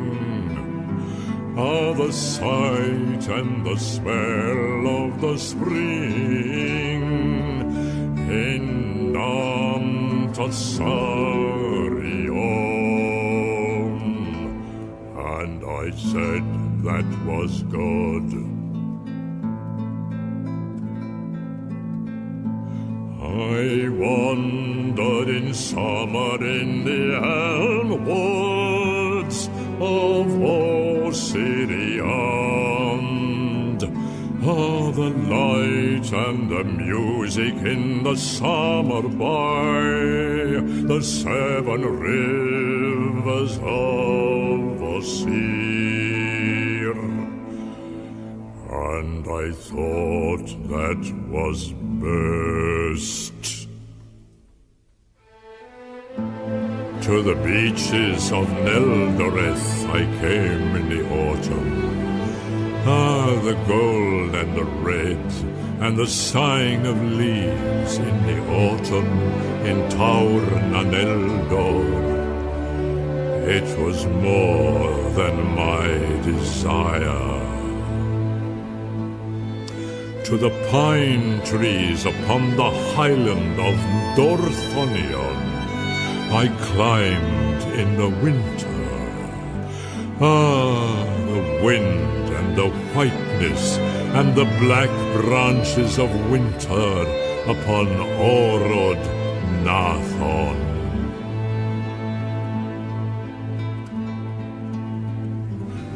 My voice went up and sang in the sky, and now all those lands lie under the wave, and I walk in Ambarona,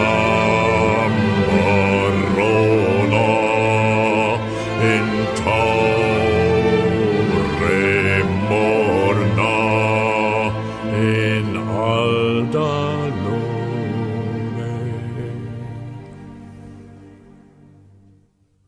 In my own land, in the country of Fangorn, where the roads are long, and the years lie thicker than the leaves, in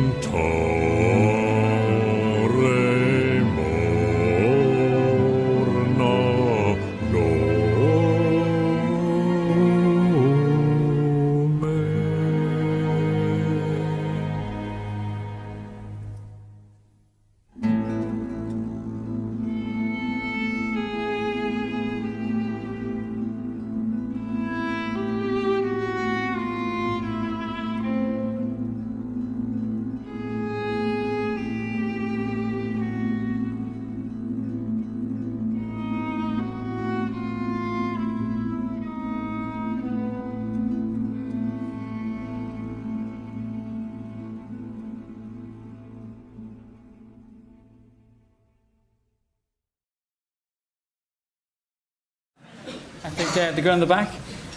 Hello. Loudly. I had to scream, I think. So, as I know you're a very big Tolkien fan, is there any part of the books that you wish had been put into the films? So, of the trilogy. I can't hear what you Is say. there a part of the books that wasn't in the film that you think was and you wish it was in the film? Which Is it one? like Tom A part Holland? of the entire trilogy. Oh, well. By the way, to answer the other question, I forgot the ending. You said something about the directors I'd worked with. There's only one now that I would love to work with. Whether it will ever happen, it's in God's hands. And that is Clint Eastwood, who has become an absolutely brilliant director. Right, to go back to your question, which I've forgotten. Of the series The Lord of the Rings. Oh, yeah. Some parts of it were left out of Yes, the film. well, this was very strange. The films came out, 1, 2, 3. Fellowship of the Ring, Two Towers, Return of the King. And we were all shown the films in private. Those of us who were in the same place at the same time. And when the third film came on, I couldn't believe what I saw, because I wasn't in it. And the scene is one of the most important scenes in the whole trilogy, because it's Saruman, the great mortal enemy, the most evil of them all, against the Fellowship. And I'm on top of the Tower of Orthanc at Isengard, looking down at the Fellowship and saying very nasty things to them. And to Aragorn, Viggo Mortensen, marvellous actor and terrific person. This man from the woods will never be king, and so on. It's a long sequence. The final confrontation between the Fellowship and their greatest enemy. It wasn't in the film. Nobody could understand this. There were millions of hits on the internet, not just from Tolkien fans and the film fans, but everybody who'd seen the first two. Because they said, what happened to Saruman? Buy the extended DVD.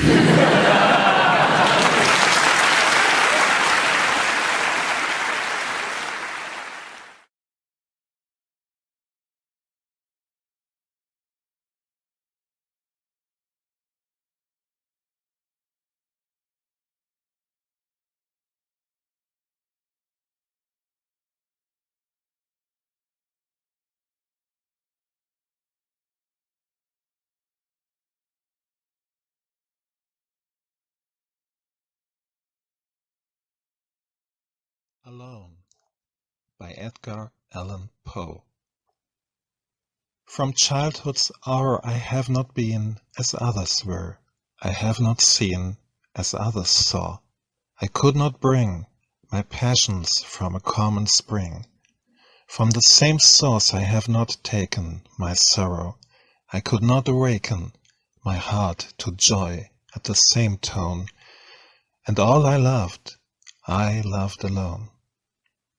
Then, in my childhood, in the dawn of a most stormy life, was drawn from every death of good and ill the mystery which binds me still. From the torrent or the fountain, from the red cliff of the mountain, from the sun that round me rolled in its autumn tint of gold, from the lightning in the sky as it passed me flying by, from the thunder and the storm, and the cloud that took the form, when the rest of heaven was blue, of a demon in my view.